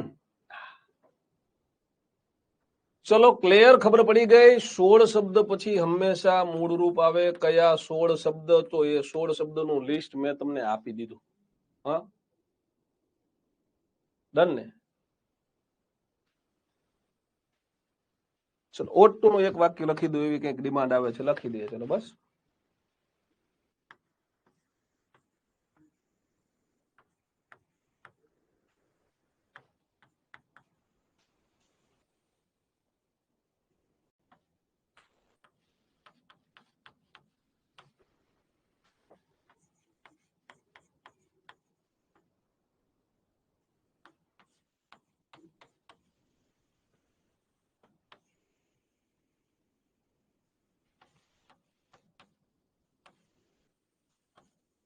ought પછી ટુ ફરજિયાત આવે, આવું યાદ રાખવાનું. હા, નહીં એના બેન નહોતો ઉઠાય. હવે બધા હાજર થશે ને ત્યારે કદાચ કહેશે, પણ હવે એમને ખબર પડી ગઈ છે મીડિયા વડે એડમિશન તો આપણે અહીંયા જ કરાવે છે. હા, ફોન કરીને કે સાહેબ મારા વાઈફ છે અને તૈયારી કરવાની છે, મારો નાનો ભાઈ છે અને તૈયારી કરવાની છે. એમનો રોલ મીડિયામાં ભજવતા હોય, પણ અહીંયા એડમિશન તો આપણા ત્યાં જ કરાવે. હા, યસ, બિલકુલ. રીના, રિંકુ વાઘેલા, કાંઈ જોવાની જરૂર નથી. અહીંયા ought to આવ્યું એટલે પાછળ મૂળ રૂપ આવે, એટલે શું આવે? ફોલો. ડન. ચલો હજી આમાં એક નાની એવી હિન્ટ આપી દઉં કે આ જે બધા શબ્દો છે ને, એમાંથી આ કુડ, માઇટ અને વુડ, આ ત્રણ છે ને, કુડ, માઇટ અને વુડ, આ ત્રણ, એક, બે અને આ ત્રણ, એ ત્રણ ભૂતકાળમાં વપરાય સામાન્ય રીતે. ભૂતકાળનું વાક્ય હોય ને તો આ ત્રણ વપરાય. આમાંથી આ ડીડ ભૂતકાળમાં વપરાય. એટલે ક્યાંક તમને માની લો કે મેં ખાલી જગ્યા અહીંયા આપ્યું હતું, જોજો આ ડીડ વડે મેં અહીંયા ખાલી જગ્યા આપ્યું હોત, પાછળ હેવ લખીને આપ્યું હોત, તો ચોથા વાક્યમાં કેવું થાય? તમારો ઓપ્શન આવા હોય, ડુ, ડઝ, ડીડ અને પછી ખોટું કંઈક ચોથો ઓપ્શન આપવો પડે, ડઝ. તો તમને ખબર પડે કે આ યસ્ટરડે હોવાના કારણે તમારું વાક્ય કેવું છે? ભૂતકાળ છે. ભૂતકાળમાં ડીઓએસ ના વપરાય, ડઝ ના વપરાય, ડુ ના વપરાય. ભૂતકાળમાં કયું સહાયકારક વપરાય? ડીડ વપરાય. શું વપરાય? ડીડ વપરાય. ડન. ખબર પડે ના? શુડ ને શ્રદ્ધા, શુડ છે ને ભાગ્ય ભૂતકાળ કહેવાય, બાકી સામાન્ય રીતે ને વર્તમાન કાળ જ કહેવાય. હા, પછી જોજો, પછી એક વાક્ય હજી લખાવું હું તમને.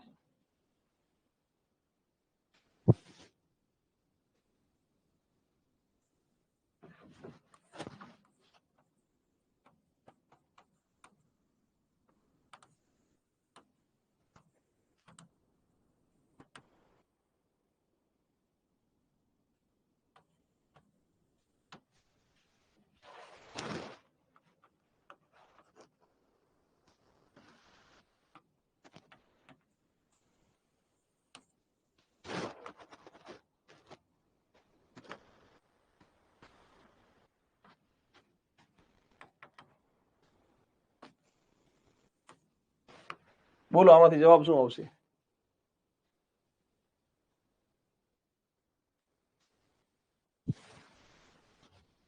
યસ, રિંકુ વાઘેલા. યસ, અંકિતભાઈ, બરોબર છે. જો કેવું છે, જો કહું તમને, શુડ, ought to અને મસ્ટ, આ ત્રણની વચ્ચે તફાવત શું એ સમજાવું. ત્રણનો અર્થ તમારે જોઈએ એવો લખવાનો છે. અર્થ શું થાય ત્રણેયનો? જોઈએ. પણ શુડ છે ને એ નૈતિક ફરજ દર્શાવે. મસ્ટ છે ને એ અનિવાર્ય ફરજ, એટલે કે એવું કરવું જ પડે, એવું ન કરો તો નુકસાન જાય. અને આ બેની વચ્ચેની કન્ડિશન છે. નહીં આ કે નહીં આ, એવું જયારે હોય ને જોઈએ એવું કેવું હોય ને, ત્યારે તમે ought to વાપરી શકો. બરાબર? હવે જો અહીંયા શું છે સમજજો. અહીંયા શું છે, તમને આ સ્ટડીડ એટલે કયું રૂપ કહેવાય? V1 કહેવાય, V2 કહેવાય, V3 કહેવાય કે શું કહેવાય? મને કયો તો સ્ટડીડ એટલે ઈડી લાગ્યું એટલે બધાને ખબર પડે ને કે આને બીજું રૂપ કહેવાય. આ V2 છે મિત્રો. V2 એટલે કયો કાળ કહેવાય? તો કે સાહેબ આ ભૂતકાળ છે. કયો કાળ છે? ભૂતકાળ છે. એવી હિન્ટ તમને પાછળ આપી છે, ખબર પડે છે? યસ, V2 અને V3 બે થાય, પણ એને ભૂતકાળ કહેવાય. ડન. હવે પાછળ ભૂતકાળ છે તો આગળ ભૂતકાળ લખાય. કેન વર્તમાન કાળ કહેવાય. મસ્ટ વર્તમાન કાળ કહેવાય. મે વર્તમાન કે ભવિષ્ય બેમાં વપરાય. માઇટ એક જ આમાં ઓપ્શન એવો છે જે ભૂતકાળનો ઓપ્શન છે, તો તમારો જવાબ શું થાય? Might pass. મેં હમણાં તમને એટલે કીધા કે ભૂતકાળ 10 માંથી ભૂતકાળ કેટલા? સામાન્ય રીતે 10 કયા?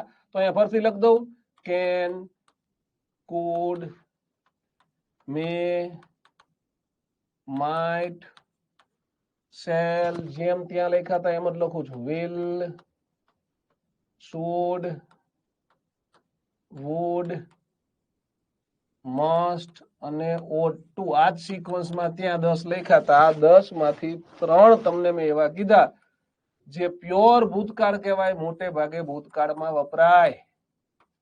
તો વાક્યમાં સ્ટડીડ પાછળ લખેલું છે.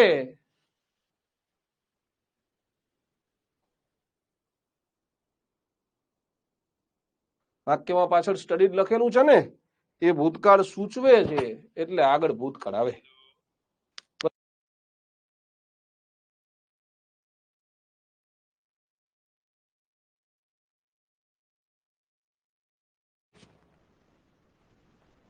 ડન.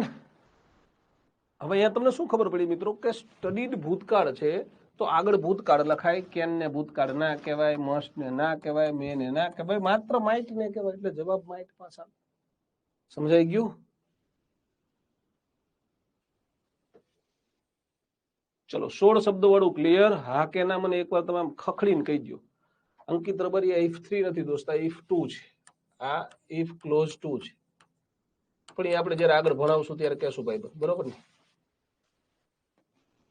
ચલો 16 શબ્દ કીધા મેં તમને. 16 તમને યાદ રહેવા જોઈએ. 10 તો ઉપર લખી દીધા પાછા. હા, અને 7, 8, 9 તમે કીધી એટલી તમને ખાલી જગ્યા કરાવી.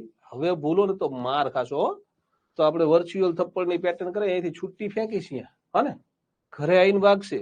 તમે એમ બેડમાં હુતા હુતા ભણતા હોય તો ત્યાંય વાગશે, સોફામાં બેઠા બેઠા ભણતા હોય તો અહીંયાય વાગશે, ખુરશીમાં બેઠા બેઠા ભણતા હોય તોય વાગશે. હા, ચાલો તો હવે જોઈએ આપણે આ 12 કાળના વાક્ય છે આપણા. આમાં આપણો જે ફંડામેન્ટલ રૂલ નંબર 1 છે ને, એ ક્યાં ક્યાં વપરાણો છે મને કહેવાનું. એના પહેલા થોડીક બીજી ચર્ચા કરી દઉં. ચલો બસ. આ બધાય કયા કાળ છે? બધાને ખબર પડે છે. આ બધાય કયા કાળ છે? વર્તમાન કાળ છે. આ બધાય કયા કાળ છે સાહેબ? ભૂતકાળ છે. અને આ બધાય કયા કાળ છે સાહેબ? ભવિષ્ય કાળ છે. તો પહેલા તો દરેક કાળના સહાયકારક આપણે જોઈ લઈએ. વર્તમાન કાળમાં કયા કયા સહાયકારક વપરાય? તો જો સાદો વર્તમાન કાળ હોય તો સહાયકારક ડુ અને ડઝ આવે. ચાલુ વર્તમાન કાળ હોય તો સહાયકારક ઇઝ, એમ અને આર આવે. અને પૂર્ણ અને ચાલુ પૂર્ણમાં હેવ અને હેઝ સહાયકારકમાં વપરાય. આટલા સહાયકારકને આપણે કહેશું વર્તમાન કાળમાં. જિગીષાબેન, ઓટ ટુ છે એ વર્તમાન કાળમાં વપરાય બેન, અથવા એને ભવિષ્ય કાળમાં વાપરી શકાય. ચલો ભૂતકાળમાં સહાયકારક કયા કયા આવશે? તો કે ડીડ આવશે, વોઝ અથવા તો વેર. આવું ક્યાંય લખેલું આપે તો કયો કાળ છે? તો ભૂતકાળ જ હોય, ગમે તે એક ભૂતકાળ હોય. આ ભૂતકાળના સહાયકારક છે. ભવિષ્ય કાળના સહાયકારક માત્ર 2 જ છે, સેલ અને વિલ. 2 માંથી એક લખ્યું એટલે સમજી જવાનું ભવિષ્ય કાળ છે. હા, ને હવે આવડશે, ચિંતા ના કરો, થોડોક સમય આપવો પડશે. હા, ચલો એના માટે હું તમને નાનો એવો ટૂચકો શીખવું છું. એક વખત એક પેઇન્ટર છે ને, એ એક લગ્નમાં એક લેડી, સરસ મજાની સુંદર દેખાતી સ્ત્રીને ભેગો થઈ ગયો. એટલે સ્ત્રીની સુંદરતા અને એને સરસ મજાનો પહેરવેશ પહેર્યો હતો, એનાથી પેઇન્ટર પ્રભાવિત થઈ ગયો. એટલે એને તરત સ્કેચ દોરી દીધો વિધિન 30 સેકન્ડ, અને સ્કેચ લેડીને આપી દીધો. Lady was impressed. 30 સેકન્ડમાં મારો સ્કેચ દોરી દીધો. અને ઓલા પેઇન્ટર એને કીધું it worth 50 lakh rupees, 50 lakh રૂપિયાનું ચિત્ર છે. અને he was Pablo Picasso. Yes Pragneshbhai. પછી ઓલી સ્ત્રીને ડાઉટ ગયો કે આ 50 લાખનું ના હોય, એટલે એને આર્ટ ગેલેરીમાં જઈને ચિત્ર બતાવ્યું. તો આર્ટ ગેલેરી વાળાએ કીધું તમારે વેચવું હોય તો આ પાબ્લો પિકાસોનું અથવા તો કદાચ કોઈ બીજો પેઇન્ટર હશે એનું ચિત્ર છે, હું 50 લાખ આપી દઉં વેચવું હોય તો. લેડીને તોય વિશ્વાસ ન થયો, એટલે એ બીજા આર્ટ ગેલેરીમાં, ત્રીજી આર્ટ ગેલેરીમાં બધે ગઈ. બધાએ કીધું 50 લાખનું ચિત્ર છે. એટલે ઓલી લેડી કે ચિત્ર વેચવું નથી, આપણે પાબ્લો પિકાસોને ગોતો.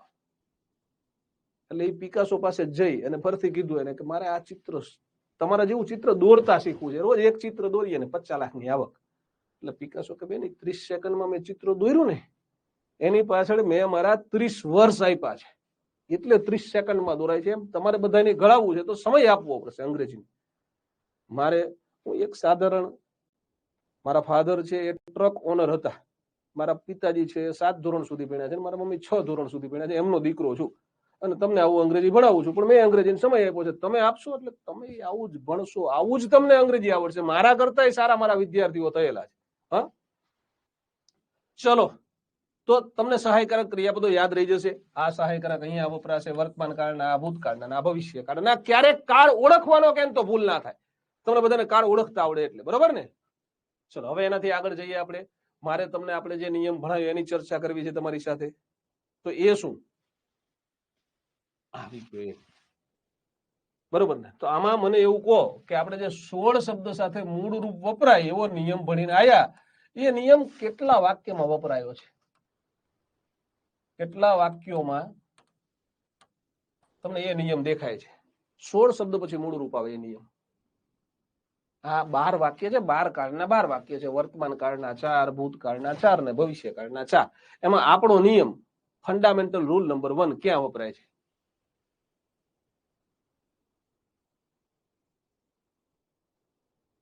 યસ, કેટલા વાક્યમાં? બરોબર છે. બંસી આહિર બેન તે 2 વાક્ય વધારે લખ્યા છે, કોમલ 1 માં નથી બેન, ધર્મિષ્ઠા બરોબર છે, 4 વાક્યમાં વપરાય છે. 4 વાક્યમાં એ નિયમ લાગુ પડ્યો છે. અહીંયા વિલ, વિલ, વિલ અને વિલ.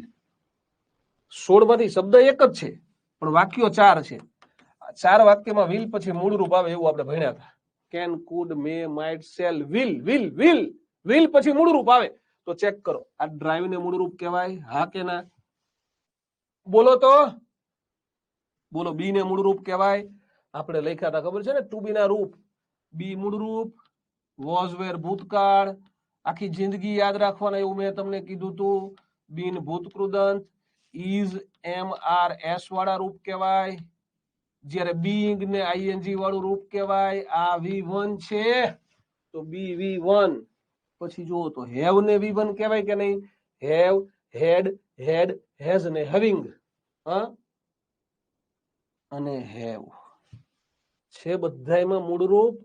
આ ફંડામેન્ટલ રૂલ છે, બધે જ લાગુ પડે. આ ફંડામેન્ટલ રૂલ છે એટલે તમામ જગ્યાએ લાગુ પડે, બરોબર? ચલો, નિકિતા ઠાકર શું કહો છો તમે બેન? ડ્રાઇવિંગ ભૂલી જા બેન. હું એવું કહું છું કે વિલ પછીનો શબ્દ જોવાનો છે બેન. તારે શું જોવાનું છે? વિલ પછી મૂળ રૂપ આવે છે. બી પછીનો નિયમ અલગ હોય બેન. આ વિલ પછી, વિલ પછી, વિલ પછી ને વિલ પછી, એમ તો હેવ પછી ભૂતકૃદંત આપ્યું છે. નહીં ગણવાનું નિકિતા. ડ્રાઇવિંગ ક્યાં લખ્યું છે બેન? વિલ પછી લખ્યું છે કે બી પછી લખ્યું છે? મને કહેતો. નિકિતા ઠાકર બેન, વિલ પછી ડાયરેક્ટ ડ્રાઇવિંગ લખ્યું છે, આવું લખ્યું છે વાક્યમાં? આ સી વિલ ડ્રાઇવિંગ આવું લખ્યું છે? નથી લખ્યું બેન. જો એવું વિલ પછી ડ્રાઇવિંગ આવે જ નહીં અંગ્રેજીમાં કોઈ દિવસ. એટલે વિલ પછી બી એટલે આવ્યું છે બેન. વચમાં બી લખવાનું રીઝન જ એ છે. હા, યસ. તો બી પછી આઈએનજી આવે એવું આપણે ભણવાના છે, હજી એને વાર છે. હા, ચાલ હવે તમને મારે બીજો નિયમ ભણાવવો છે, ફંડામેન્ટલ રૂલ નંબર 2. તો એની ચર્ચા કરીએ આપણે.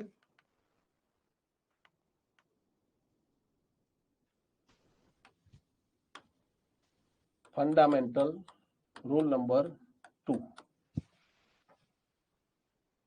શું કે છે? ફંડામેન્ટલ રૂલ નંબર 2 તો કે હેવ પછી ભૂતકૃદંત આવે. સામાન્ય રીતે હેવ પછી શું આવે? V3 આવે. બધે જ આવે એવું જરૂરી નથી, પણ મોટે ભાગે હેવ પછી V3 આવે. હેવ એટલે શું? તો કે હેવ એટલે હેવના બધા રૂપ. હેવના કેટલા રૂપ છે? તો કે સાહેબ, એક ટુ હેવ, બીજું હેવ, હેડ, ભૂતકૃદંતે હેડ, એસ વાળું રૂપ હેઝ અને આઈએનજી વાળું રૂપ હેવિંગ. આમાંથી ગમે એ જોવા મળે તો સામાન્ય રીતે આના પછી શું લખવાનું? તો કે સાહેબ ભૂતકૃદંત લખવાનું.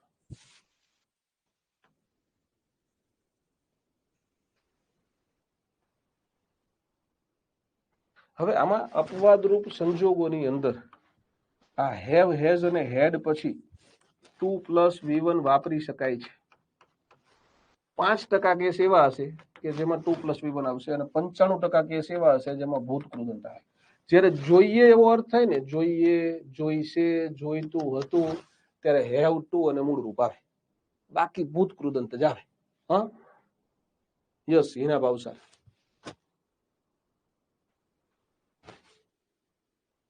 Thank you Krishna.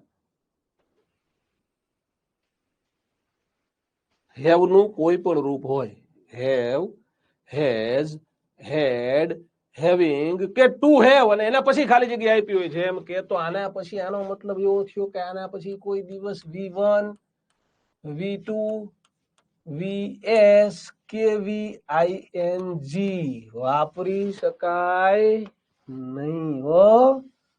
આ નહીં, નહીં, નહીં, નહીં, આજ તે અમુક સંજોગોમાં આ હોઈ શકે. ડન.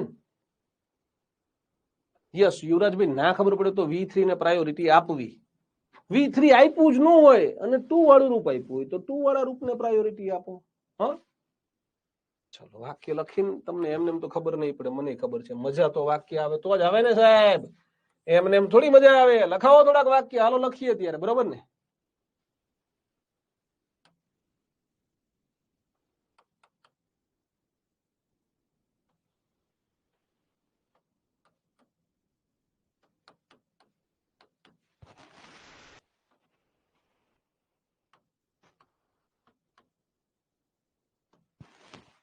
ચલો 4 રૂપ આપ્યા.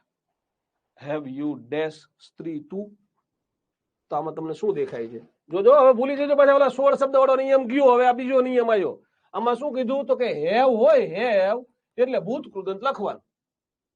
તો આમાં હેવ છે, હેવ તો કે હા સાહેબ હેવ છે. હેવ એટલે હેવ એકલું નહીં, હેવ ના બધાય રૂપ. હા સાહેબ હેવ છે તો હવે ભૂત કૃદંત આવે મિત્રો. તો ભૂત કૃદંત છે ને કહેવાય સાહેબ, સીન ને કહેવાય. એટલે જવાબમાં શું આવે? સીન આવે. હેવ યુ સીન સ્ત્રી ટુ? આમાં પ્રશ્નાર્થ ચિહ્ન આવશે. ભૂલ થઈ ગઈ મારી ભાઈ. સ્ત્રી ટુ માં પાછળ પ્રશ્નાર્થ ચિહ્ન કરવું પડશે, કારણ કે વાક્ય હેવ થી શરૂ થયું ને.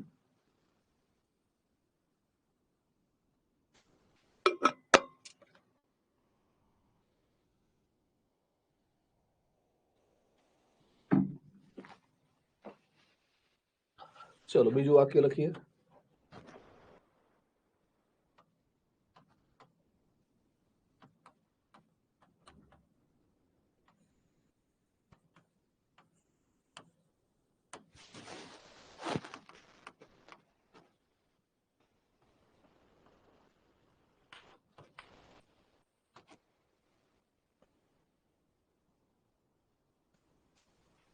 બોલો જવાબ શું આવશે?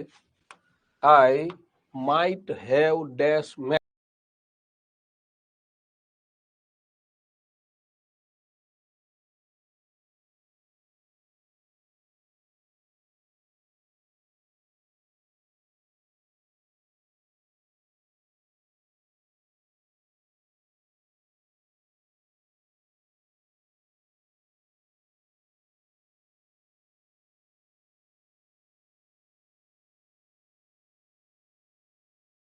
will, should, would, must, ought to, do, does, did, dare, need, let, એમાં ક્યાંય આમાંથી કાંઈ હતું?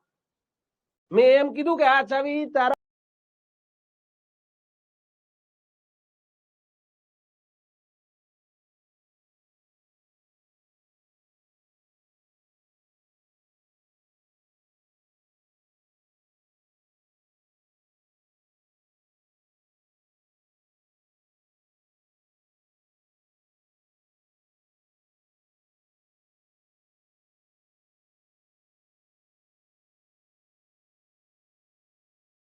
હેવ પછી ભૂત કૃદંત આવે ને ભૂત કૃદંત ટોટ કહેવાય, એટલે જવાબ ટોટ આવે. હા, સમજાય?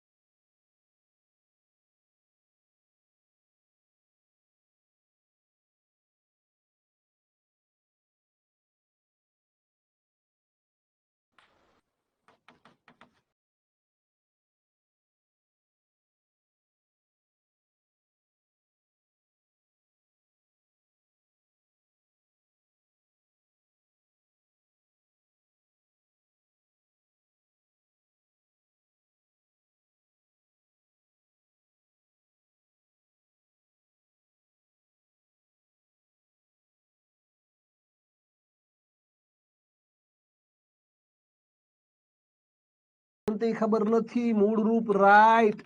V2 રોટ, V3 રિટર્ન, રિટર્ન માં ડબલ ટી આવે અને V1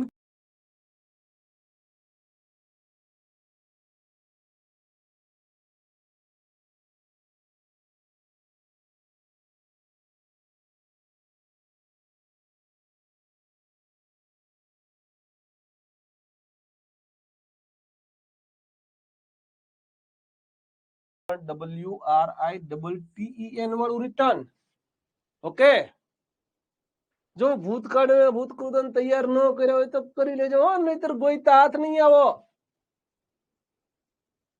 સેજલબા હજી રોટ લખો છો? રાઈટ, રોટ, રિટર્ન એવું તો સમજાવું છું બેન. રિટર્ન ભૂતકૃદંત છે અને તમારે ભૂતકૃદંત લખવાનું. આમાં હેઝ આપ્યું એટલે હવે V3 આવે. હા,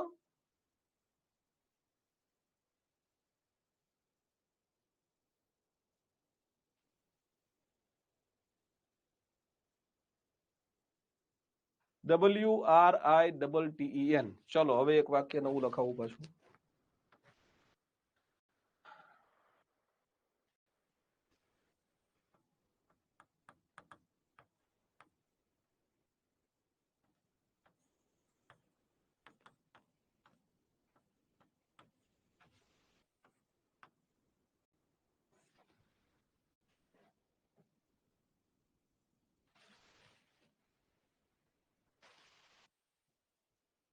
રવિન્દ્રનાથ ટાગોરની સંસ્થાનું નામ શું?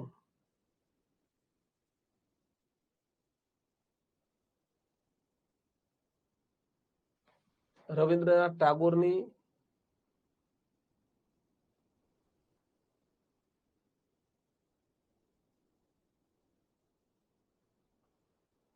શું ખોટું લખ્યું કે છે? હે, કોઈ કંઈક લખે છે, મને ખબર નથી પડતી. શાંતિ નિકેતન. સરસ. ફાઉન્ડ, ફાઇન્ડ, ફાઉન્ડેડ,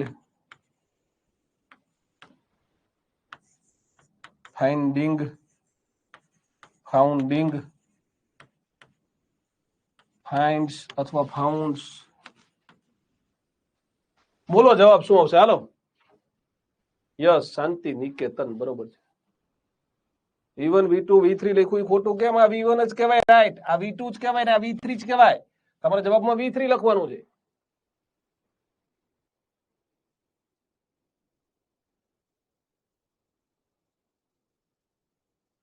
યસ, જવાબમાં આવે ફાઉન્ડેડ. આમાં જવાબમાં શું આવે?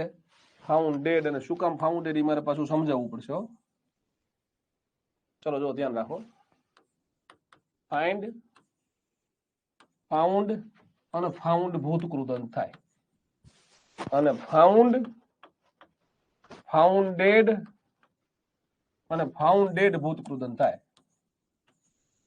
હવે આમાં બે નો અર્થ જોવાનો છે. ફાઇન્ડ એટલે શોધવું, ખોવાયેલી વસ્તુ શોધવાની વાત હોય ને તો ફાઇન્ડ આવે અને એનું ભૂતકાળ ને ભૂતકૃદંત ફાઉન્ડ, ફાઉન્ડ આવે. અને સ્થાપના કરવી આવે ને, સ્થાપવું, તો ફાઉન્ડ, ફાઉન્ડેડ, ફાઉન્ડેડ આવે. દાખલા તરીકે જોજો,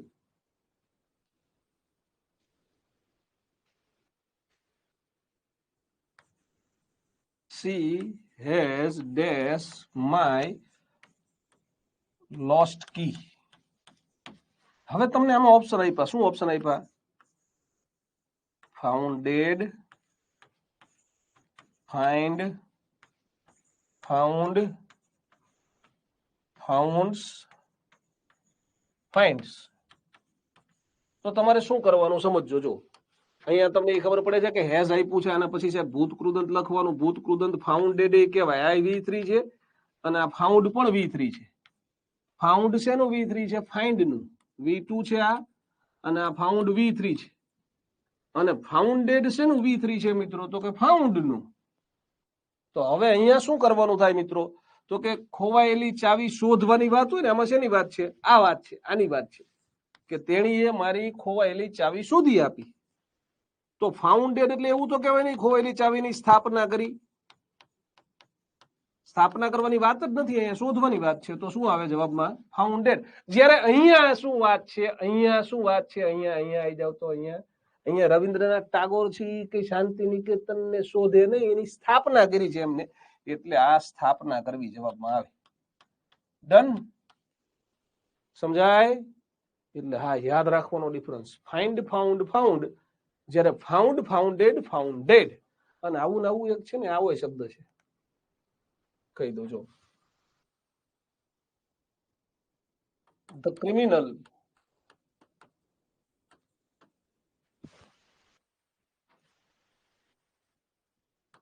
has been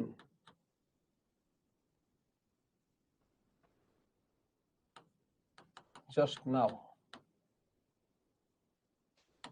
પછી અહીંયા ઓપ્શન આપ્યો હોય હેંગ, હેંગડ, હંગ, હેંગ્સ અને હેંગિંગ. જો કે આમાં તો હેઝ પછી બીન આપી દીધો, બીન પછી ભૂત કૃદંતર લખવાનું છે તમારે. અહીંયા લખવાનું V3 છે. હવે આને V3 કહેવાય અને આને V3 કહેવાય, કારણ કે હેંગમાં કેવું છે ખબર છે, હેંગ V1 છે, હેંગ હેંગ, અને V2 ને V3 હંગ હંગ, અને અહીંયા હેંગડ હેંગડ.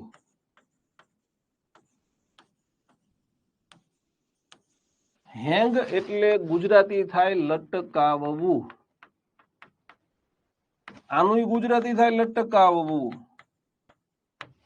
પણ આનું ગુજરાતી થાય વસ્તુ લટકાવવી, અને આનું ગુજરાતી થાય માણસ લટકાવવું, એટલે કે ફાંસી આપવી.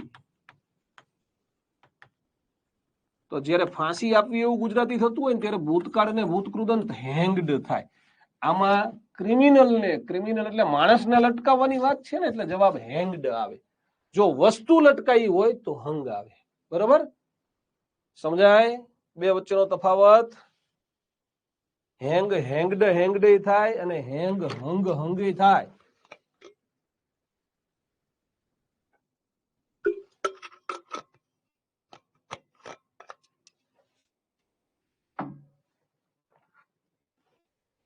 ચલો, પોઈન્ટ નંબર 2 ક્લિયર, બધાને સમજાઈ ગયો? યસ ભારતીબેન, અમુક સંજોગોમાં આવું જોવું પડે. હા, યસ.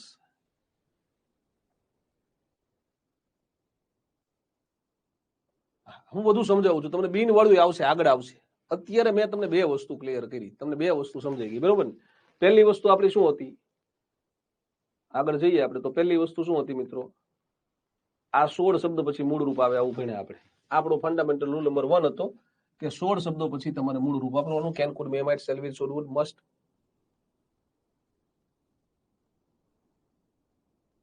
હા સોનલબેન, એવા અલગ અલગ બીજા હશે તો તમને બુક ની અંદર આપ્યા છે.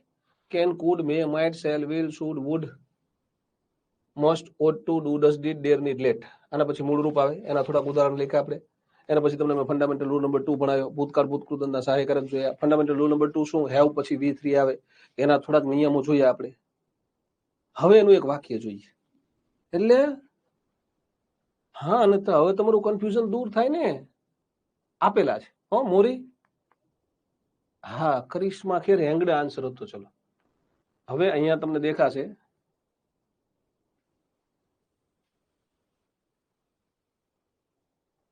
હવે તમે મને એવું કહો કે આપણો ફંડામેન્ટલ રૂલ નંબર 2 હતો, એટલે કે શું હતો? તો કે સાહેબ, to have, have, had, has અને હેવિંગ પછી V3 આવે. આપણે આવું ભણ્યા. આવું કેટલા વાક્યોમાં છે? જોઈને મને કયો. ચલો, આવું કેટલા વાક્યોમાં છે? આરામથી બધાય વાક્ય સામે જુઓ અને કયો.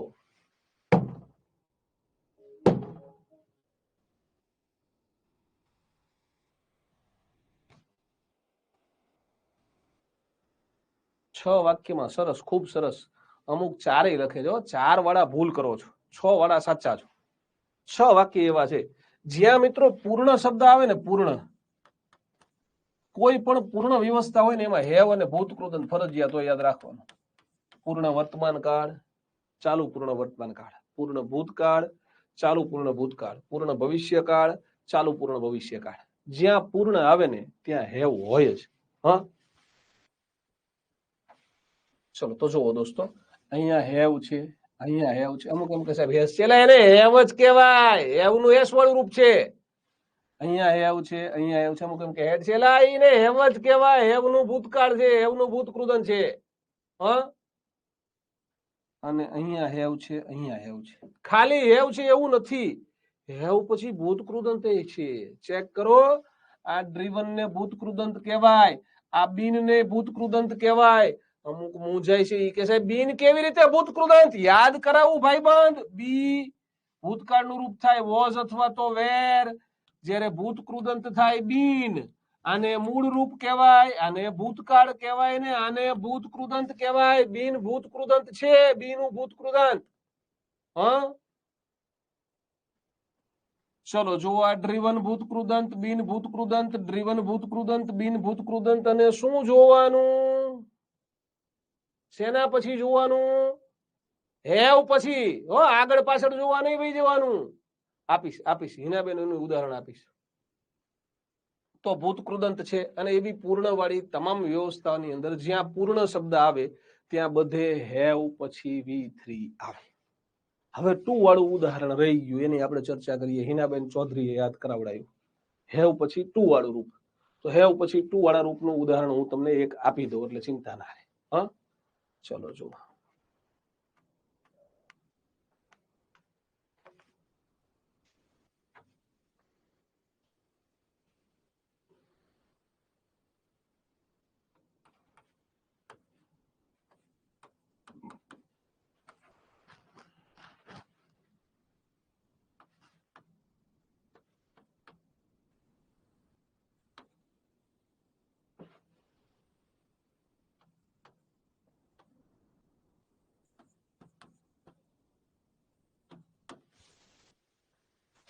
હવે મેં ઓપ્શન આવા આપ્યા તમને.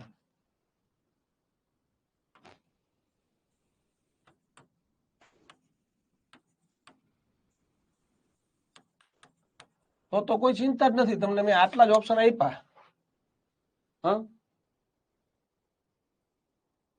કે they have dash fast if they want to reach early. હવે તમને તરત નિયમ યાદ આવ્યો કે સાહેબ હેવ પછી V3 આવે, પણ ઓપ્શનમાં કે V3 આપ્યું જ નહીં. તો ટુ વાળું રૂપે આવે. તો ટુ વાળું રૂપ આમાં છે? તો કે હા સાહેબ છે. હવે માની લ્યો કે વોક ડે આપ્યું અને ટુ વોકે આપ્યું, તો શું કરવાનું હું સમજાવું. ચલો, કે આમાં વોકડ પણ આપી દીધું, તો એવા કેસમાં તમારે ગુજરાતી કરવું પડે. વોકડ પણ હોય અને ટુ વોક પણ હોય, એવા કેસમાં ગુજરાતી કરવાનું. હવે વાક્યનું ગુજરાતી શું થાય? જો તેઓને વહેલા પહોંચવું હોય તો તેઓએ ઝડપી ચાલવું પડશે, ઝડપી ચાલવું જોઈએ. ગુજરાતી આવું થાય છે, ઝડપી ચાલવું જોઈએ. જોઈએ એવું જયારે ગુજરાતી આવે ત્યારે સમજવાનું તમારે હેવ પછી ટુ વાળું રૂપ લખવાનું. એટલે જવાબમાં શું લખવું પડે? Two walk. વોકડ આપ્યું હોય તોય, હો, એટલે બે આપ્યા હોય. દાખલા તરીકે આવું વાક્ય આપ્યું, ચલો હું બીજું વાક્ય આપું.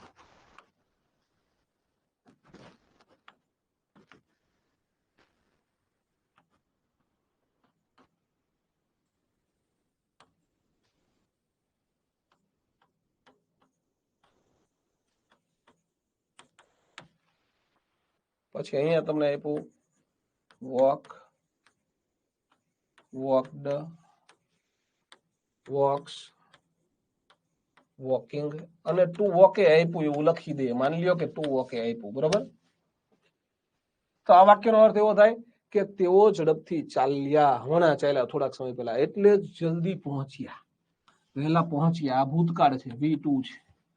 તો શું થાય? તો કે ઝડપી ચાલ્યા, તો વોકડ. અને જેને કઈ ના ખબર પડે ને એને ભૂતકાળ ને ટુ વાળું રૂપ બે આપ્યું હોય ને તો ભૂતકાળને પ્રાયોરિટીમાં રાખવું. બાકી ગુજરાતી કરવાનું હોય કે તેઓ ઝડપી ચાલ્યા તેથી વહેલા પહોંચ્યા. ડન. ટુ વાળું રૂપ ને બે આપેલું હોય તો એવા સંજોગોમાં ગુજરાતી કરવું જોઈએ. જોઈએ એવું ગુજરાતી થાય તો ટુ વાળું રૂપ લખો, નહીતર ભૂતકૃદંત લખો. અન્ડરસ્ટેન્ડ? ચલો, પોઈન્ટ નંબર 2 ક્લિયર થઈ ગયો બધા મિત્રોને? સમજાશે? બહાર કાળમાં કેમ વપરાય એની આપણે ચર્ચા કરી દીધી. સમજાઈ ગયું ને?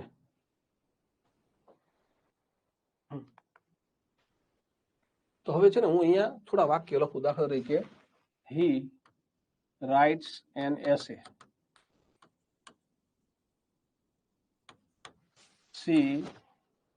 Sheila reads a novel. They perform Bharatanatyam.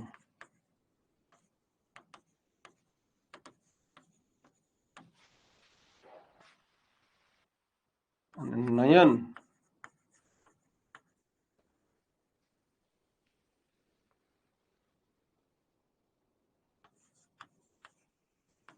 learns English. 4 વાક્ય છે, ચારે 4 વાક્યના તમારે 12 વાક્ય લખવાના છે. હા, ચારે 4 વાક્યના તમારે શું કરવાનું છે? 12 વાક્ય લખવાના છે. કેવી રીતે 12 હું સમજાવું તમને. આપણે જે આ વાક્ય લખ્યા બધા વાક્ય કયા કાળમાં લખ્યા છે? સાદા વર્તમાન કાળમાં.